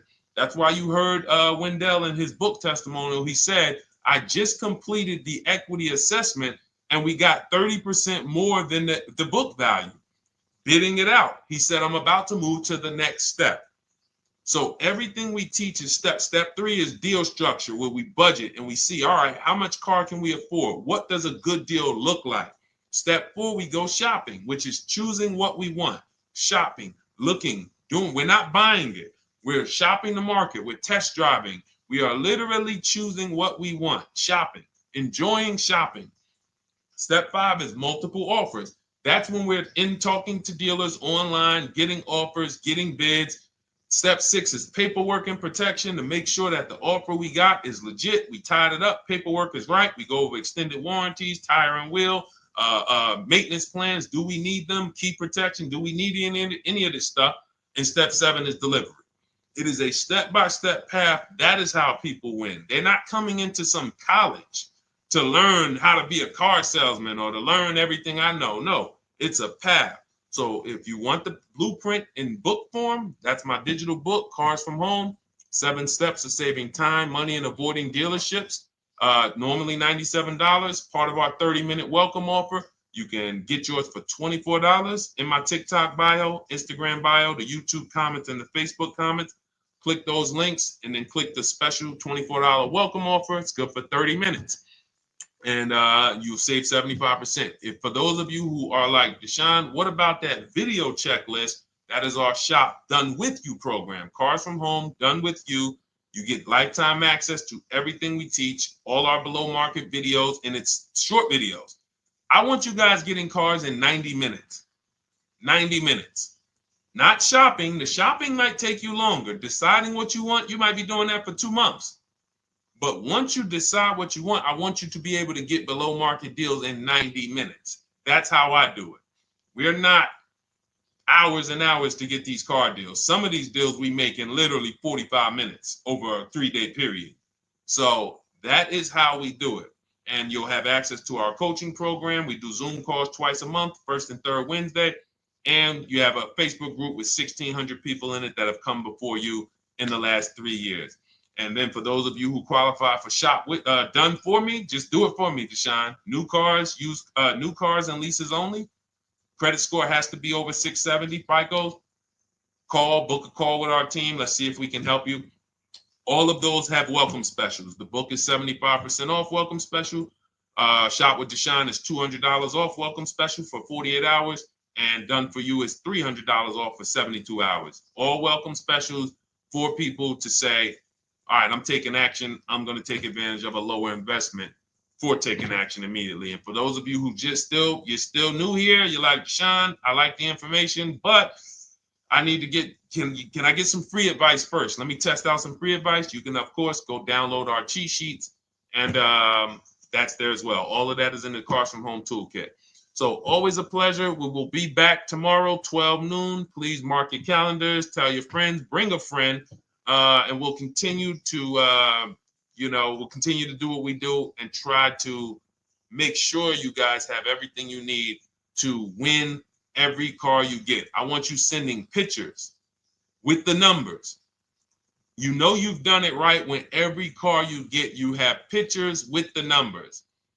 You know people who purchase cars all the time, all post their pictures. Hey, had to upgrade. Oh, just got this. Hey, had to treat myself. Oh, watch it now. But you never see the numbers because they really are not confident in the numbers. They don't want to talk about the numbers. Everybody who shops with us, whether you're getting our book, whether you're using our stuff, and sometimes people who they piece together my social media videos and they'll get it done. But they are sending the numbers. Look at what I paid for this car. Not only did I get a great car, but look at the deal I got on the car. That's when you know, all right, you understand this thing. All right, have a great day, y'all. See you tomorrow. And if you couldn't make the whole broadcast, feel free to watch the replay. We'll be replaying it throughout the day until tomorrow's show. All right, have a great day, y'all. Thank you. God bless you.